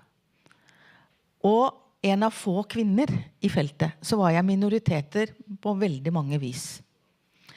Som dere sikkert, eller som mange har observert, så trosfrihetsbransjen, og dette ikke noe som bare jeg påstår som muslim med hijab, men det veldig få kvinner i den bransjen, veldig mange menn med grå dresser og slips, og som har sine definisjoner av hva tros- og livssynsfrihet Så det å bare være få kvinner i en mannsdominert sammenheng kan jo være, ikke alltid, men av og til så kan det være en utfordring i seg selv. Veldig ofte så det slik at religiøse aktører har vært spesielt fokusert på å fremme tros- og livssynsfrihet, og det har vært en religiøs retorikk rundt det. Og det har gjort at de som ikke har noe forhold til religion, eller som ikke har kunnskap, ikke ønsker å forholde seg til religion, eller fokusere på andre rettigheter, har ansett denne religionen for å ikke være så viktig, at det en rettighet for spesielt interesserte. Og jeg kan nevne kvinnebevegelsen som har ansett religion for å være et problem i forhold til kvinnekonvensjonen, som et eksempel her. Det har også vært en tendens til å tro at one size fits all, at det er en definisjon som skal fremmes overalt. Men det er jo ikke slik. Og jeg kan ta Norge som eksempel. Jeg var en del av tros- og livssynsdialogen på 90-tallet, og jeg var med i prosessen rundt KRL-faget. Det var det som skjedde, som gjorde at tros- og livssynssamfunnene kom sammen. Og det var nye nettverk, nye relasjoner som oppstod, og man snakket sannferdig og opprørsk ut fra ulike perspektiver, og man fant sammen, man dannet gode relasjoner, man bygde tillit, og man bygget opp kunnskap sammen. Det kulminerte da i etablering av Samarbeidsrådet for tros- og livssynssamfunn, og vi ser at det har vært slitesterkt. Hva kjennetegner denne dialogen? Hva kjennetegner Samarbeidsrådet? Det var en bottom-up approach, og ikke en ovenifra og ned approach. Det var fordi man anså at man hadde en felles sak. Og det har også båret Samarbeidsrådet for tros- og livssynssamfunn til nå, og er en slitesterk modell og et forbilde for andre land. Så gå ut i verden som det dere er, og bring det videre. I arbeidet for å fremme tros- og livssynssamfunn i Oslo-koalisjonen så bruker vi dialog som metode, og vi driver med kunnskapsbygging, og vi ser med kritisk blikk i ulike kontekster hva er det som er problemet i den gitte kontekst, og hvor er det man skal på en måte fokusere og sette inn støtet. Det er selvfølgelig mange problemer i enhver kontekst. Det finnes ikke full tros- og livssynsfrihet noe sted i verden. Men da trenger man spesialkompetanse, og man trenger å gjøre et grunnleggende baseline-arbeid for å vite hvor skoen trykker. Det vi har erfart er at det mest effektive på mange fronter er intrareligiøs dialog, ikke interreligiøs dialog. Veldig ofte så er det jo slik at grunnleggende premisser for interreligiøs dialog ikke blir oppfylt, nemlig at man skal sette agendaen sammen på likt vis. Og jeg skal avslutte med å peke på, så kan jeg komme tilbake til noen eksempler etterpå. Og det var en innsikt jeg fikk da vi var i Yogyakarta i 2004 på en konferanse om islamsk reformtenkning, hvor vi også hadde med kristne tenkere. Og veldig mye av tiden gikk inn til å forklare ting i stedet for å snakke om reelle problemer. Dette ble påpekt, og det ble tatt en avgjørelse om at det skulle være en ren intramuslimsk dialog, og da tok det helt av. Og jeg skal komme tilbake med noen resultater etterpå. Takk skal du ha, Lena. Vi har jo selvfølgelig lagt merke til at du sa at vi skulle gå ut i verden og gjøre ikke alle til våre disipler, men i hvert fall prøve å følge opp da. Så det vi tar med oss det. Takk. Veldig bra. Thomas Dorg, du er direktør for King-instituttet og har lang erfaring med konfliktmekling. Konfliktmekling har jo ofte et mål, nettopp å løse en konflikt, og er på den måten kanskje annerledes enn dialogen som er et mål i seg selv, eller, ikke sant? Vi har hørt litt om det tidligere. Så spørsmålet mitt til deg er det stor forskjell på dialog og konfliktmekling, eller er det mer likt enn vi vanligvis tenker? Takk for at jeg får være her. Det er veldig spennende å være her. Godt rom å være i. Kjenner noen av dere, men det er ikke alle jeg kjenner. Men det er godt å være et sted hvor vi kan faktisk praktisere dialog. Jeg tenker litt sånn at det er to sider av samme sak på en måte. Min arbeidsdefinisjon, jeg jobbet med konflikter i noen og 20 år, på mange forskjellige arenaer, også det religiøse, både internt i et kirkesamfunn, et relativt stort et, og mellom både forskjellige kirkesamfunn og i andre trossammenhenger. Og arbeidsdefinisjonen min å skape rom for dialog. Det det jeg definerer mekling som. Og mekling egentlig en tilnærming. Men det når konflikten blir høy, og det vanskelig å holde i den dialogen selv, da trenger man noen utenfra som kan hjelpe til. Og så må den utenfra ha tillit hos begge parter, eller hos alle partene, avhengig av hvor mange som involvert i den eventuelle prosessen, for at vi skal få til en form for dialog. For da begynner det å bli vanskelig. Og det tenkte jeg skulle si bitte litt om. Det jo godt at det både har en sånn praktisk side eller praksisside og en sånn litt mer akademisk tilnærming på dagen i dag. For det der hvor teori og praksis møtes, hvor det kan skje veldig, veldig spennende ting. Men ofte så det liksom sånn at praktikere skuler litt på teoretikerne og teoretikerne litt på praktikerne. Nå prøver jeg å gjøre noe midt imellom, for jeg tilhører litt begge de gruppene da. Om jeg har med en liten sånn jukselapp her. Jeg tenker jo at hvis vi går inn i en konflikt da, hvor dialogen blitt vanskelig. Den kan hende at man begynte i dialog nemlig, men at det ble vanskelige spørsmål, og man ikke kanskje fikk den hjelpen man trengte til å komme igjennom i prosessen, få til en prosess som åpner opp i stedet for å lukke, så kan ting bli vanskelig, og da eskalerer konflikten. Og så dannes det bilder i hodet vårt, fordi hjernen vår den konstruert sånn, eller blitt sånn, helt avhengig av hva man tror, eller skapt sånn, at den motarbeider oss når ting blir vanskelig.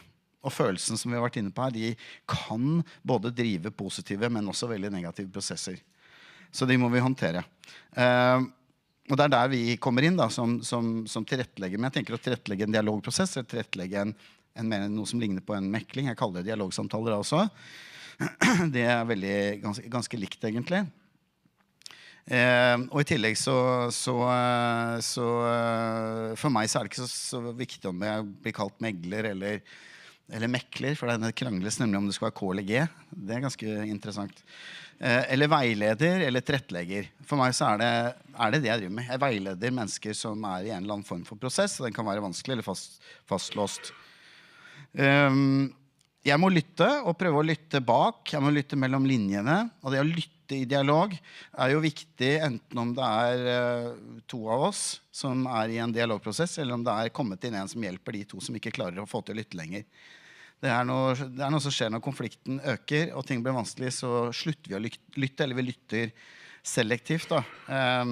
Og da vil jeg tenke, jeg vil legge til et nivå til det som Sturla sa. Walk, talk, men også listen da. Det kommer veldig kort tilbake til det om litt grann.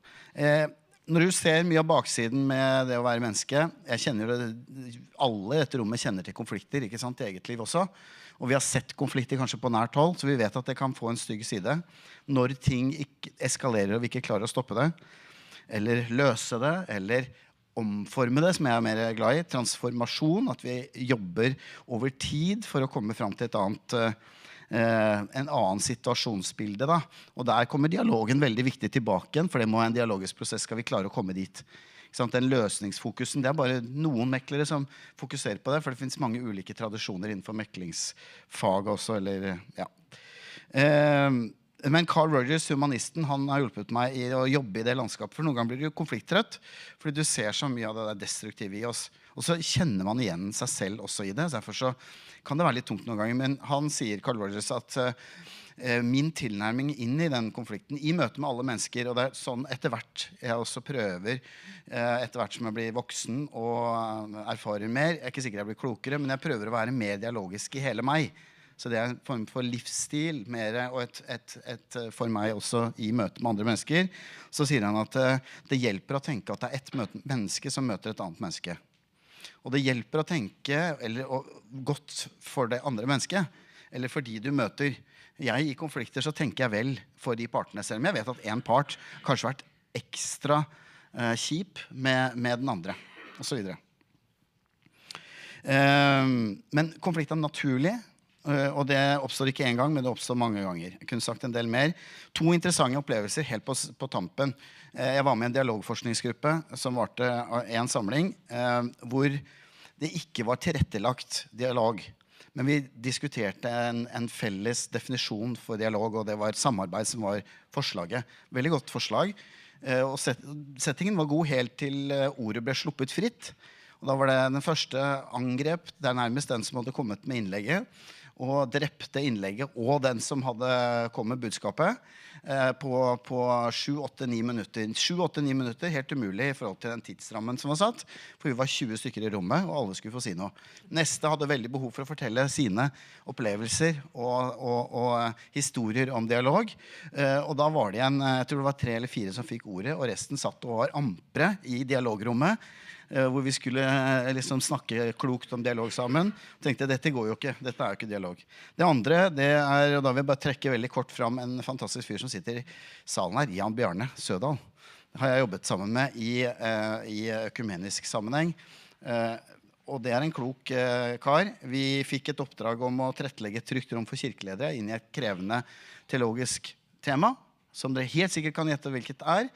For det er fortsatt pågående i mange kirkesamfunn og vanskelig, og sikkert også i andre religioner.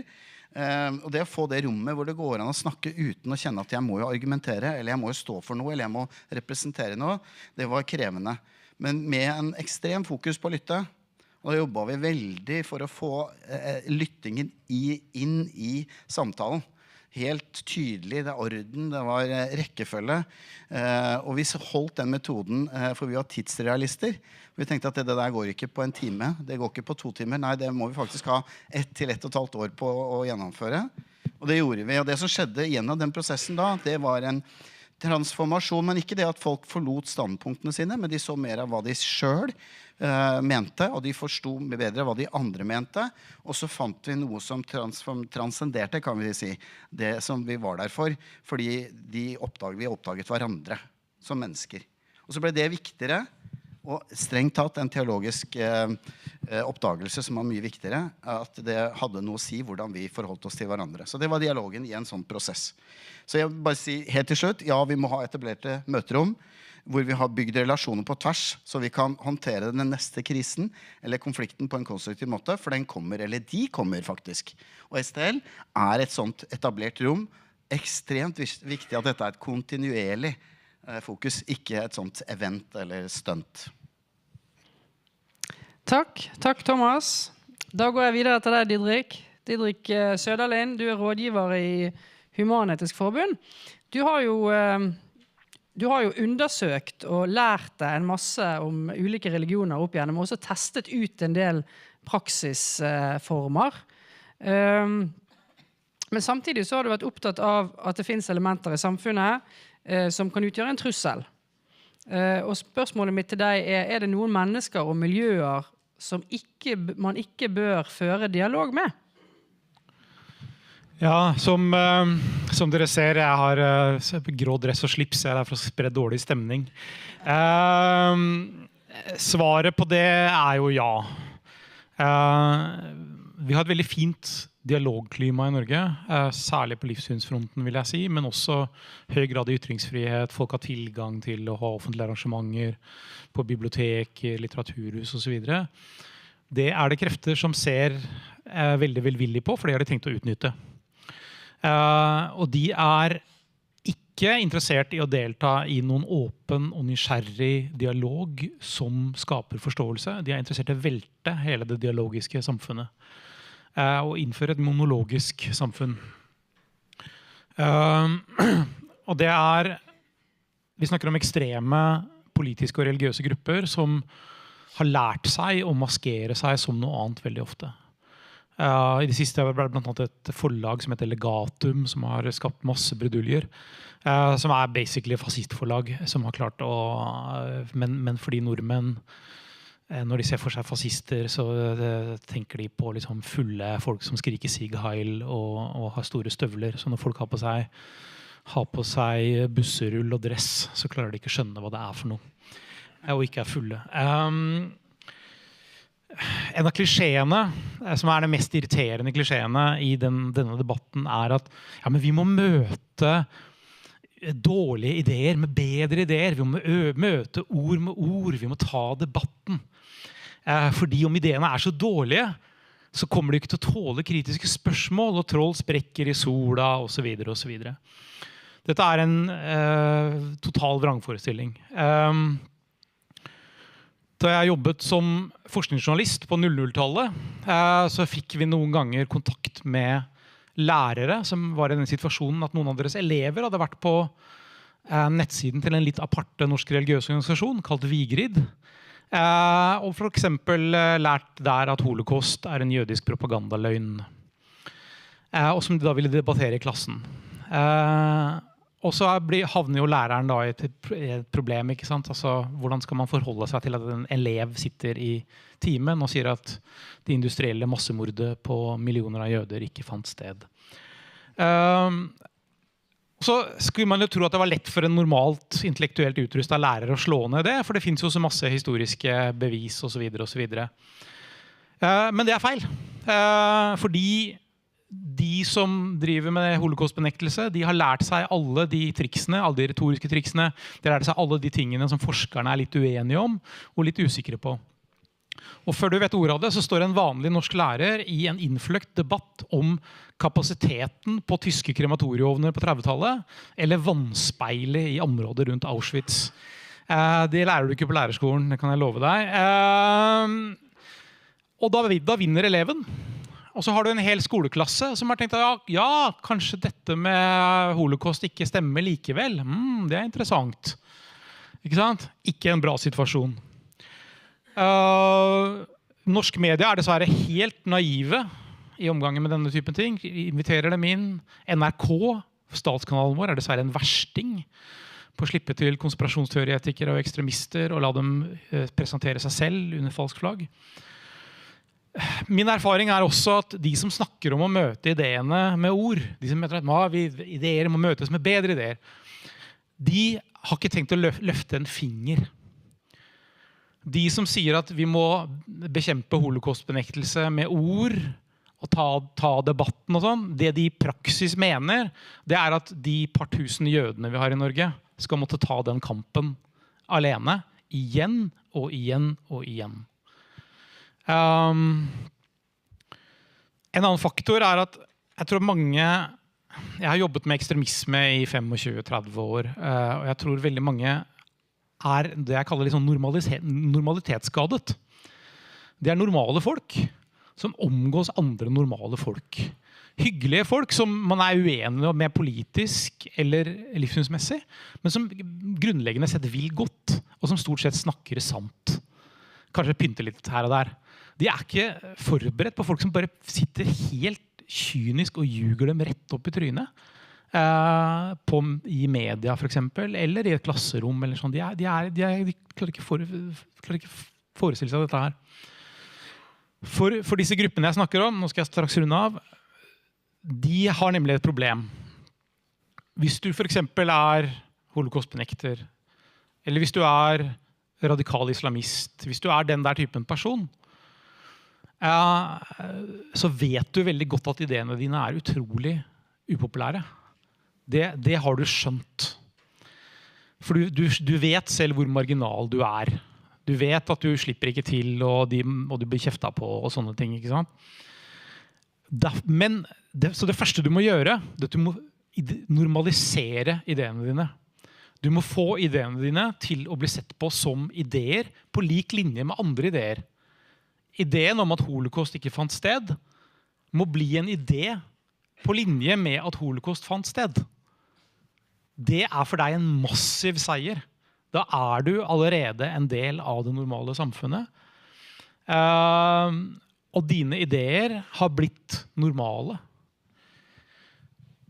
Så dette, når man driver med dialog, noe jeg mener man skal drive med, og jeg driver veldig med det, Ingrid snakket om dette her, hun var med meg i fjor da jeg kjørte 40 dager med kristen bønn under fastetiden i fjor. Og i år tok jeg en uke med 5 bønner om dagen og faste under ramadan. Og sånne ting, jeg elsker å gjøre sånne ting, altså kaste meg ut på de 1000 favners dyp og se hva som skjer. Se hvordan det påvirker meg. Og jeg elsker livssynsdialogen overalt. Men man skal være klar over at den har grenser, og at den kan misbrukes. man skal diskutere med folk man dypt uenig med. Jeg elsker det selv, og jeg deltar også på privaten og som journalist, så jeg snakket med alle mulige. Jeg snakket litt om holocaustbenektere. Jeg har snakket med mange av dem. Jeg kjenner noen av dem privat. Ikke sant? Jeg vet at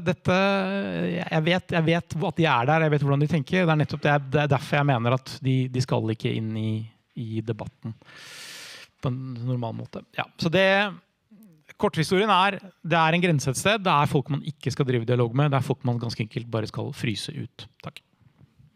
Takk. Vi kommer litt tilbake igjen til det, men da går vi videre til Anne Sender. Du nestleder i det mosaiske trossamfunn, og har vært med i STL helt fra starten i 1996, og har vært i kjernen av tros- og livssynsdialog i Norge, men også erfaringer fra utlandet. Så jeg vil gjerne spørre deg, Anne, når religions- og livssynsdialogen bortkastet? Når den nytteløs? Først må jeg si, den på? Ja. Først må jeg si at jeg tilhører jo de som virkelig mener at dialog funker. At det skal mye til før vi gir opp. Men jeg har som sagt vært i Sør-Sudan i 2004 og jobbet der akkurat når den første fredsforhandlingen var kommet i mål, og hele området ble smekkfullt av internasjonale organisasjoner som skulle være med, i tillegg til alle det jeg var i Sør-Sudan, som var der fra før. Og vi snakket selvfølgelig hva gjør man ikke, og så kom det en representant fra FN som selv var sør-sudaneser, og han sa, jeg har lært en ting, og det her snakker vi ikke om religion, vi snakker om klaner, det det ene, og det andre buy them or shoot them. Det strategien. Her snakker vi ikke dialog, det buy them or shoot them. Og da tenkte jeg, ja vel. Det var jo en ganske frisk sak. Den andre erfaringen jeg har, som var fra Sri Lanka. Jeg jobbet i det som heter overvåkningsmisjonen for våpenhvileavtalen mellom regjeringen og tamilene. Og jeg bodde i tamilenes hovedkvarter inne i jungelen. Og jeg så hvordan, for det første så var ikke konflikten i utgangspunktet, hadde veldig lite religiøst ved seg, elementer i det hele tatt. Men når krigen begynte å gå dårlig for Prabhakaran, altså tamilenes leder, så begynte han å trekke inn, når alle de velutdannede var enten drept eller hadde rømt, så var det de fattige og de med minst utdanning som jo også hadde levd dårligst i alle disse årene denne konflikten hadde vært. Så begynte han å trekke inn, jeg en prins og jeg innsatt av Gud. Og han var det minst religiøse av absolutt alle. Han var kun militær terrorist, når man kan si det. Men da så vi hvor nyttig å få inn det religiøse aspektet var midt i en militær konflikt. Så da mistet jeg jo litt tro. Det må være lov å si. Men jeg blir også litt sånn svimmel av alle de definisjonene og høye ordene og tankene som har vært her i dag, og tenker at veldig mye handler fremdeles om eldre menn som ikke kan...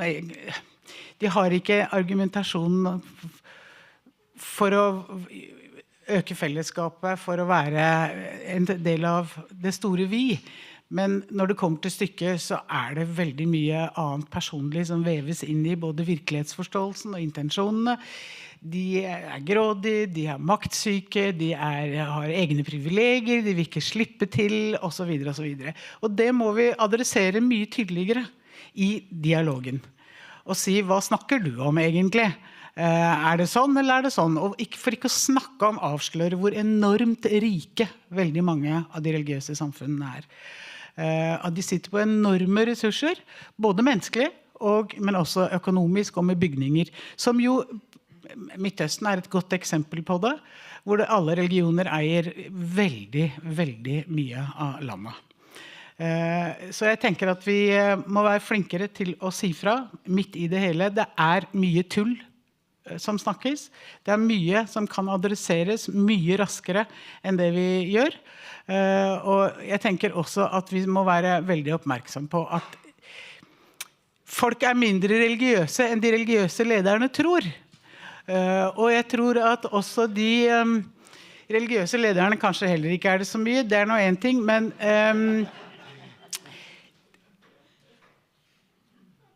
hvor representative de egentlig da? Det ikke noe rart vi har problemer med tillit. På den måten det blir sagt i store ord her, det ikke noe demokrati vi snakker om i religiøse samfunn, det ikke noe damer. Altså, vi jo mye dårligere stilt nå enn vi var for 20 år siden, damer. Damer skvises ut av kultur, av teater, av reklameplakater, som forfattere, overalt. Og vi sitter og ser på, I stedet for å adressere det. Du snakker ikke ett ord til med deg, og du får ikke 5 øre, med mindre du gjør det eller det. Vi sitter der og tror at vi skal holde hånden og synge fredssanger, og ja, et eller annet. Takk, det var et lite sveip ut I verden også. Kan jeg utfordre deg på å si noe om den norske konteksten på dette? Vi har ikke fått til denne dialogen fordi vi så innmari greie. Vi hadde denne saken, det var viktig, men ikke minst så har vi demokrati, rettsvesen, ytringsfrihet, god utdannet befolkning, og det legger selvfølgelig til rette for. Det ingen grunn til at ikke vi skulle snakke ordentlig med hverandre. Så kom denne saken som forente oss, og dermed så ble det I riktig tid I forhold til også at Norske Kirke innså at tiden med historiske privilegier antageligvis ikke ville vare I all evighet, og staten skjønte at det var lurt, sånn at disse to ovenifra og nedenifra bevegelsene møtte hverandre og gjorde at vi fikk til dette. Nå har det kommet også grupper som jeg tror har hodet bakover til opprinnelsesland, som dyrker litt sånne romantiske forestillinger om alt fra musikk og mat og religion, og til sine egne religiøse ledere fra et samfunn som ikke der hvor vi og som ikke synes at det store vi så viktig. Det mye viktigere at jeg og meg og min etnisitet og min religion og mine særkrav det som skal ha plass. Det ikke alle som misliker de andre fordi de frykter dem. Det synes jeg en sånn underlig forestilling. Jeg ikke det minste redd dem, jeg liker dem ikke. Det veldig mange som har. Så mange som kan og vet veldig mye, men jeg liker dem ikke. Og de sier det. Nei da, du bare frykter dem. Nei, jeg gjør ikke det. Jeg liker dem ikke. Sånn det mange som har det. Og det tror jeg fremdeles gående her. Vi vil ikke. Vi har det bra som vi har. Vi opptatt av oss selv, og vi får jo alt. Vi navere hele gjengen. Jeg tenkte jeg skulle slippe til salen før jeg går videre med noen oppfølgingsspørsmål. Hvis det noen som har litt sånn opptatt av at når vi har satt på programmet at det skal være mulig å stille spørsmål, så skal det være mulig å stille spørsmål. Hvis ikke det noen spørsmål, så har jeg mange spørsmål å stille. Men dette altså anledningen, folkens, til å stille noen spørsmål. Et spørsmål her.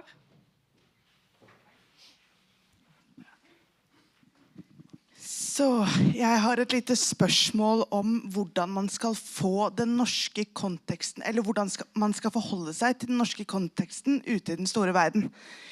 Fordi jeg har selv prøvd å diskutere det livssynsåpne samfunnet som Norge, eller som STL står for, og som Norge har tatt inn I politikken I 2013, med en god fransk venn av meg, som en veldig taler for laicitet.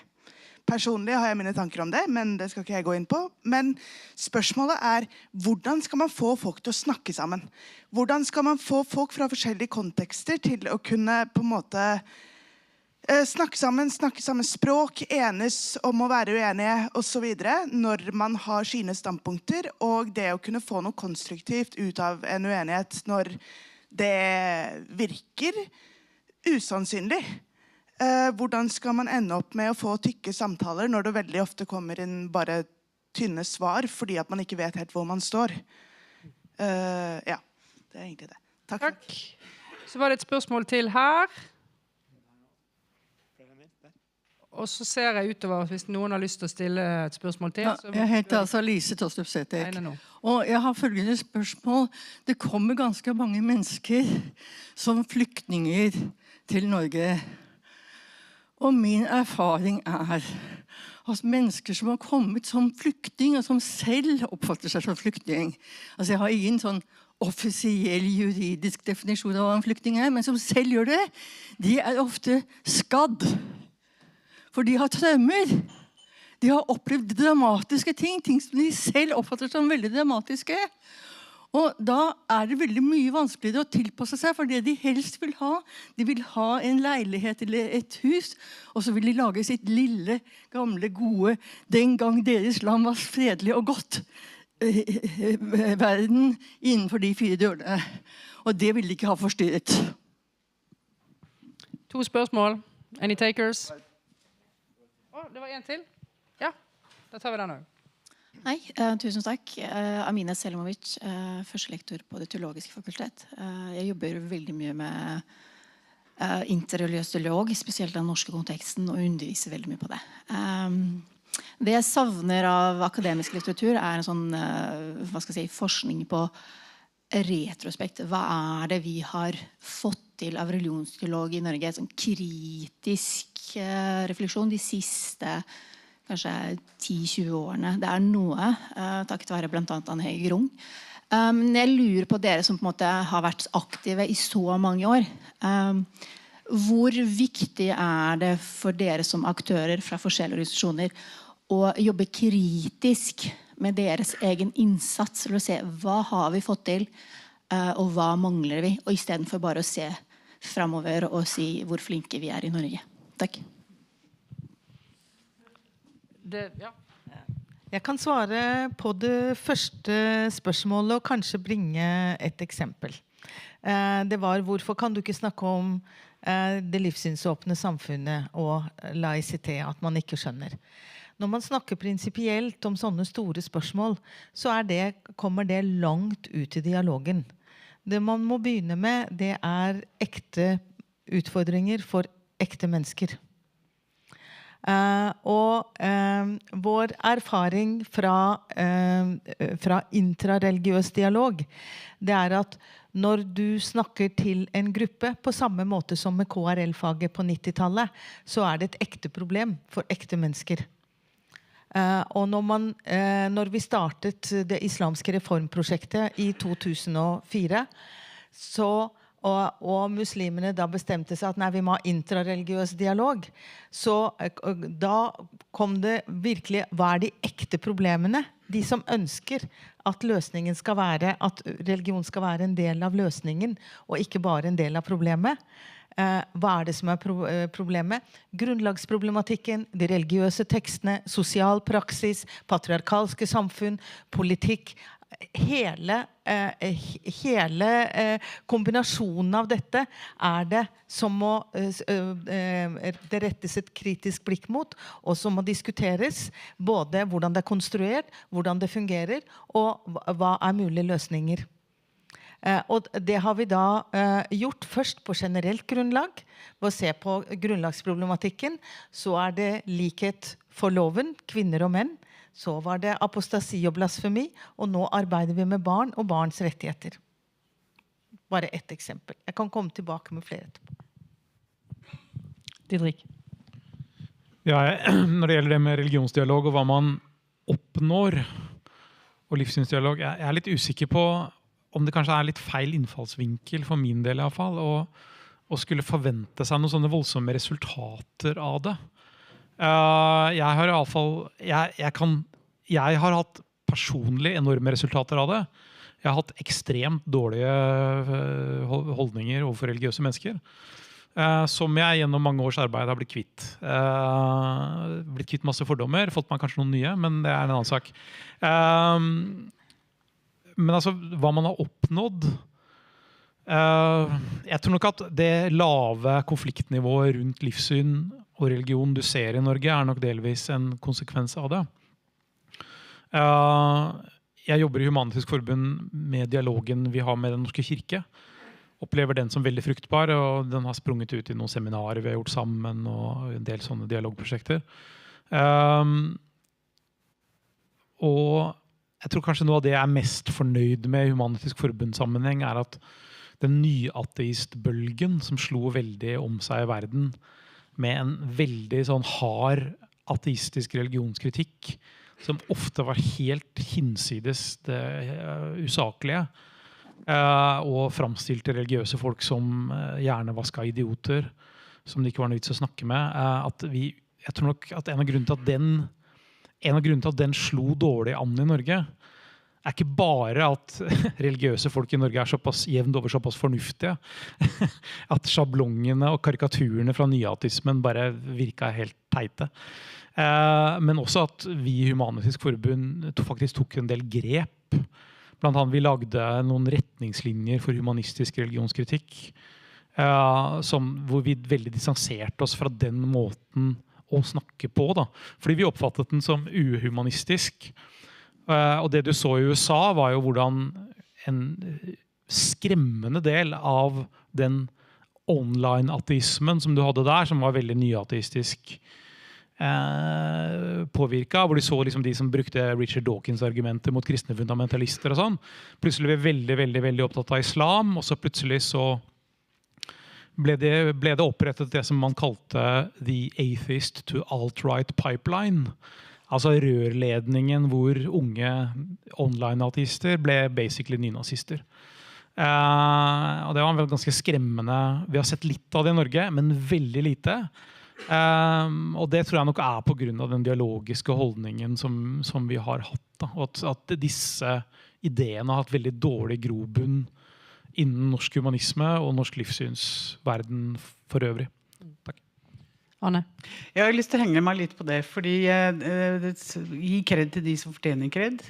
HEF har gjort en veldig, veldig god jobb helt fra starten, som bestemte seg, for jeg var med I etableringsgruppen, og det at HEF ble med og bestemte seg for, som du sier, å gjøre noen trekk. Det var veldig, veldig klokt. Og det andre var Den norske kirke, som jo på en måte vi var I krass debatt med rundt kristendomsfaget, og de kjempet for det. Men samtidig ble de med I STL, og har vært med på å åpnet den døren som de har makt til å gjøre, og brukt sine ressurser, og hjulpet STL og den dialogen, og de praktiske verktøyene som STL driver med. Vi driver med politikk. Vi jo ikke en religiøs organisasjon. Så uten Den norske kirke og HEF så hadde vi vært et helt annet sted, og det har vært med på å skape den positive dialogkulturen som vi har. Men det også det å si at det finnes nå grupper og miljøer som ikke synes at vi det viktige, og som ikke villige til, altså når vi sitter 16 stykker rundt et bord, og alle sier, ja, men jeg vil ha, og vi avhengige av det. Når alle har sagt sitt, så skjønner jo alle at jeg får ikke alt. Det noen ting du nødt til å gi opp, og må kunne forhandle med, for at vi alle, at dette vi skal kunne greie å ha det godt sammen. Og det at vi har sluppet dette med at religiøse holder sammen fordi de vettaskremt for sekularismen, det har vi sluppet unna her, og det ser vi jo mange andre steder fremdeles. Thomas? Det bare fordi vi sniker oss inn på dere bakfra, så dere ikke skal legge vekk til oss. Det mange og store spørsmål her, så jeg blir nesten forvirret når jeg sitter og... Jeg hadde en tanke I sted, så den nesten borte, men jeg tenker jo at til det å måle, så det vanskelig å måle en del av de prosessene. Det har vært vanskelig I forhold til mekling også, altså prosessen. Hvordan kan du måle om det har gått bra eller dårlig? Ja, du kan se det en avtale da, eventuelt, men hvordan går det videre? Så her det mange problemstillinger som dere forskere kan kanskje I møte med praktikerne og de religiøse aktørene og livssynsaktørene her, STL for eksempel, jobbe med, ikke sant? Fordi det å måle interessant. Det gjør jo at vi kanskje skjerper oss og blir enda litt bedre på det vi gjør. Så tenker jeg jo generelt I forhold til dialog og fremtiden. Fortiden jeg enig I at vi kan sjekke ut hva vi har gjort I fortiden. Men det blir viktigere at vi får til dialog I fremtiden. Altså. Dette ikke en verden som integreres, holdt jeg på å si, på mange plan, men det den splittes og splittes og splittes. Og vi foreløpig så vi, tenker jeg, det noe med et grunnlag som vi har klart å skape I Norge, og kanskje I de nordiske, eller I denne delen av verden da, som nå gir oss noe mer altså vi har kanskje tro på at det fortsatt mulig å holde sammen på et vis, men det ganske mye som splitter. Og jeg sitter selv, jeg driver med dette her til daglig. Jeg litt urolig for der vi akkurat nå, ikke sant?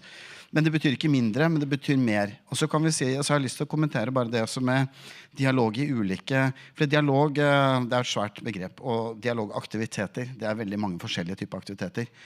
Og jeg tenker at dialog, sånn som du nevnte det, Didrik, da blir dialogen for meg blir i feil rom. Sånn at dialogen i det rommet faktisk antidialogisk da. Den får ikke den effekten som vi vil ha, men den skaper noe nytt som vanskelig og krevende, og ikke minst dette med at små marginale grupper, som gjerne de polariserte, og ofte fundamentalistiske, de får mye større, altså de får en mikrofon da, og en høyttaler i forhold til det som tross alt det store flertallets ønske om å leve i fred og fordragelighet. Og det å få alle de ulike gruppene på de samme arenaene tror jeg ikke mulig, men i forhold til ekstremisme og radikalisering og de der litt vanskelige tingene der, så tenker jeg at det en annen arena. Da må vi designe den dialogen på et litt annet vis. Så langsiktig, relasjonelt, helhetlig, men i en-til-en. Jeg har vært mentor for en som veldig langt ut på høyre ekstremsida, men det har vært i 2,5 år, og det tok i hvert fall et år før de begynte å se frukten av det arbeidet. Og det var rett og slett fordi vi bygde en relasjon som gjorde at vedkommende etter hvert slapp de der veldig harde konfronteringene med meg hver eneste gang vi møttes, og vi møttes annenhver uke. Og da var det liksom 5 timer med veldig tøffe ting som ble sagt da. Og så slipper det etter hvert, for det var ikke så viktig, men det var visse ting i den personens liv som gjorde at det her ble måten å uttrykke seg på. Men det tok nesten et år før jeg skjønte hvordan det hang sammen da. Så det litt sånn, vi må designe også den dialogen til det rette rommet, tror jeg. Jeg har lyst til å bli litt i akkurat dette med hvem man slipper til og hvem man ikke slipper til. Kanselleringskulturen, altså det å kansellere folk jo en effektiv måte å hindre folk å komme til orde, og derved holde de utenfor dialogen på et vis. Samtidig så vil vi jo gjerne ha de i tale, ikke sant? Og kan man si at kanselleringskulturen på en måte truer dialogen da, men på den andre siden så vi også redd for og forsiktig med å gi legitimitet til disse ekstreme stemmene, ikke sant? At hvis de får være en del av et fellesskap, eller være en del av en dialog, så har vi også gitt dem en legitim plass på et vis. Så det ikke bare det at vi gir dem en mikrofonstativ, men vi låner også ut på en måte vår legitimitet da. Noen kommentarer på det, så Anne på vei. Også, Lena. Jeg tenker på Kirill, som har sittet altså i dialogsammenheng i 30 år eller noe sånt. Og jeg tror ikke han har lært mye, for å si det sånn. Og jeg tror ikke han kommer til å fortsatt å lære ta til seg noe nå heller. Så det at han fremdeles skal være i sånne dialogsammenhenger, det skjønner jeg ingenting av. Det må jeg bare si. De kanselleringsgreier, ja vel, men det forskjell på å ikke like meningen og det å fremme konspirasjonsteer og ljug. Da kan du si, deg vil ikke vi ha å høre på, for det du kommer med, det ingenting. Nå det kanskje sånn at muslimer lever oppi det midt i Norge, hvor det og midt i en debatt, hvor det fremmes argumenter om ikke minst i et antimuslimsk perspektiv. Det mye antimuslimsk retorikk som finner sted her i landet og i utlandet. Og muslimhat vokser. Det som kanskje at man må se på hvilke aktører som holder på. Noen verre enn andre. Hvis du vil brenne koraner utenfor en moské som gjør at barna blir redde for å gå der, så nok kanskje ikke det innenfor grensen av ytringsfrihet, men det først i det siste at dette blitt tatt opp. Mens andre som da benytter å skrive bøker om profeten Mohammed, for eksempel, som kan brukes antimuslimsk. Kanskje går det an å debattere saklig. Det kommer an på kvaliteten. Og det kommer an på aktøren. Om hvem man aksepterer å snakke med, og hvem man ikke aksepterer å snakke med fare for at man mister selvfølgelig egen kredibilitet. Noe som litt viktig å huske på når det kommer til med kanselleringskultur I Norge og sånn, at det har begynt å befeste seg et ytringsfrihetsbegrep blant veldig mange debattanter, hvor ytringsfrihet retten til å si akkurat hva du vil, uten å møte motbør eller kritikk for det. Og det øyeblikket du får motbør eller kritikk, da du kansellert. Og det et misbruk av ytringsfrihetsbegrepet som bare helt latterlig. Hele poenget med ytringsfriheten at staten ikke skal gripe inn mot din frie rett til å ytre deg, og folk skal også ha retten til å si imot. Og for eksempel altså den måten du snakket om, det ble snakket her om Sian og sånne, altså den der ideen om at liksom ytringsfriheten innebærer at Sian skal kunne dra inn I et lite lokalsamfunn og legge beslag på hele formiddagen på et eller annet torg på en lørdag, for at de skal kunne stå der og skjelle ut tilfeldig forbipasserende med rasistiske ukvemsord. Jeg må innrømme at jeg personlig begynner å bli veldig, veldig lei av det. Jeg tenker også at skal vi på en måte møte de utfordringene vi snakker om nå, så tror jeg også at nettopp den majoriteten da, og dette et eksempel på det, mener jeg, for her kommer man sammen på tvers, og så sier man, vi vil ikke ha det sånn det. Dette det vi ønsker. Vi ønsker å samarbeide, vi ønsker å være sammen. Dette en arena som kjempeviktig. Og at vi på en måte kommer litt ut av komforten vår, og kanskje I større grad engasjerer oss og stemmene våre. Det tror jeg for ellers så vil det jo alltid være de marginale stemmene da. Som jo ikke nødvendigvis ljug og konspirasjon. Jo, det det, men det også en annen virkelighetsoppfatning. Som, hvis vi vil endre den, så må vi inn, og så må vi veilede over tid. For det ganske harde virkelighetsbilder da. Så jeg tror ikke man tenker at det ljug, selv om det langt utenfor det som vi forstår som mainstream sannhet da, hvis det går an å si det. Vi skal gå inn for landing hvert øyeblikk, men jeg vil jo ikke bli beskyldt for å kansellere noen. Så dere får en mulighet til en sånn 30 sekunder inntil et 45 sekunder faktisk, et sted mellom der, til å avslutte og runde av nesten et minutt også. Jeg tror vi begynner med Anne, og så tar vi det denne veien mot meg.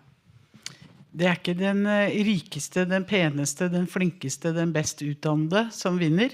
Det the most committed, den som har mest kraft I å være aktør, det de som vinner. Og jeg livredd for det som skjer nå med de religiøse aktørene som har gått sammen, og som gjør at våre demokratiske rettigheter så til de grader på tilbakegang. Vi må stå enda mer sammen.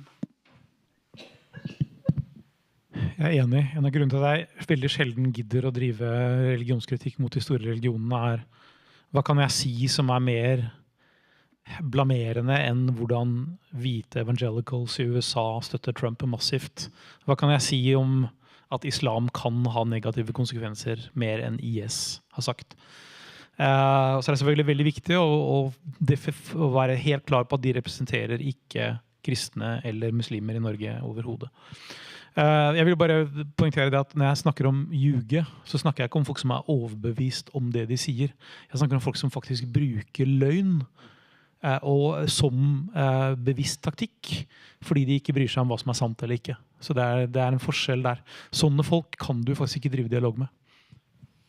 Vi kan ta den uenigheten et annet sted, men bakrommet. Herlig, men jeg synes det veldig fint å være her. Dette så interessante samtaler, og vi hadde egentlig trengt en uke med sånne samtaler. Fordi vi innom så utrolig mange spennende og viktige ting. Jeg bare sier at det godt å være her med dere. På tvers av alle de tingene som eventuelt vi har forskjeller, så vi ganske like også. Vi sitter her som en gruppe mennesker som trenger å spise og sove og leve, og ikke minst være sammen med andre mennesker, og oppleve at vi har tilhørighet da, til hverandre. Så det synes jeg har vært veldig fint. Takk for meg. Det viktig at dialogen, å være klar over at dialogen en metode og ikke et mål. Og det å måle resultatene av dialog, da må man måle resultatene av en sak. Men det å holde fast på metoden viktig, og det viktig at den kunnskapsbasert, og akademia har en viktig rolle å spille i kunnskapsbygging, i forskning, og kunne formidle det, slik at det blir en informert dialog, og at det ikke blir for mye følelser og egne oppfatninger uten at de blir utfordret. Det det Oslo-koalisjonen står for, som også hører hjemme på juridisk fakultet ved Universitetet i Oslo. Takk. Da tror jeg vi får hjelp av Trond Enger med å liksom avslutte det hele. Gjør vi ikke det, Trond? Eller? Ja? Takk. Fint. Takk, alle sammen her. Takk til alle paneldeltakere. Takk til Ingrid, som har ledet diskusjonen, og alle andre som har deltatt og bidratt til konferansen. Og hjertelig takk til alle dere som har vært her og tatt turen her i dag, og med gode spørsmål. Beklager at ikke vi kan holde på en hel uke da, men jeg synes det fortjener skryt for å ha vært der så langt. Så vil jeg også få lov å takke rådet i STL. Det jo den formelle delen av STL, denne gjengen som møtes på rådsmøter, noen ganger i halvåret, mange ganger i året. Og det der man sitter og forplikter seg sammen og fatter en del beslutninger. Og jeg ble litt sånn inspirert av hva kommer ut av disse rådsmøtene og disse forpliktelsene. Vel, vi har tatt noen beslutninger da. Det to jeg bare vil tenke på i dag. Man har vedtatt en strategi hvor man ønsket å åpne opp STL for et mer internasjonalt oppdrag, et internasjonalt engasjement. Som vi har hørt, STL kommer jo fra en kontekst som veldig nasjonal, KRLE-fag og støtteordninger kanskje for tro- og livssynsorganisasjoner i Norge og ymse anna. Men det at rådet tørte og var modige og sa vi åpner opp det samarbeidet vi har i Norge og ser internasjonalt, ser utover Norge. Vi tør å ta den delen inn i vår dialog. Det synes jeg vi har sett har kommet fram i dag, hvordan det beriker oss.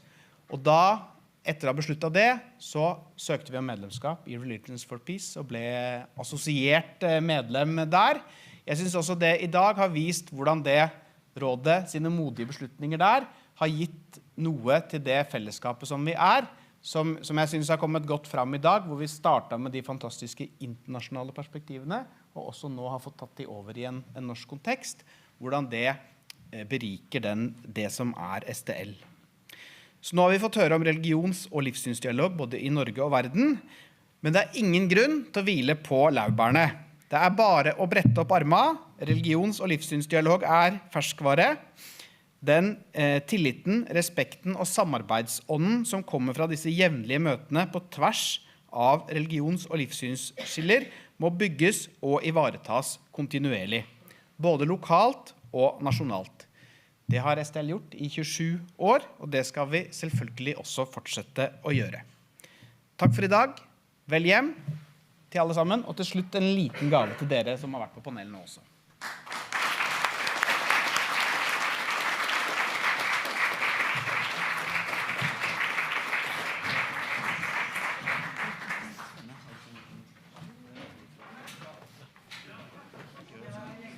Ja.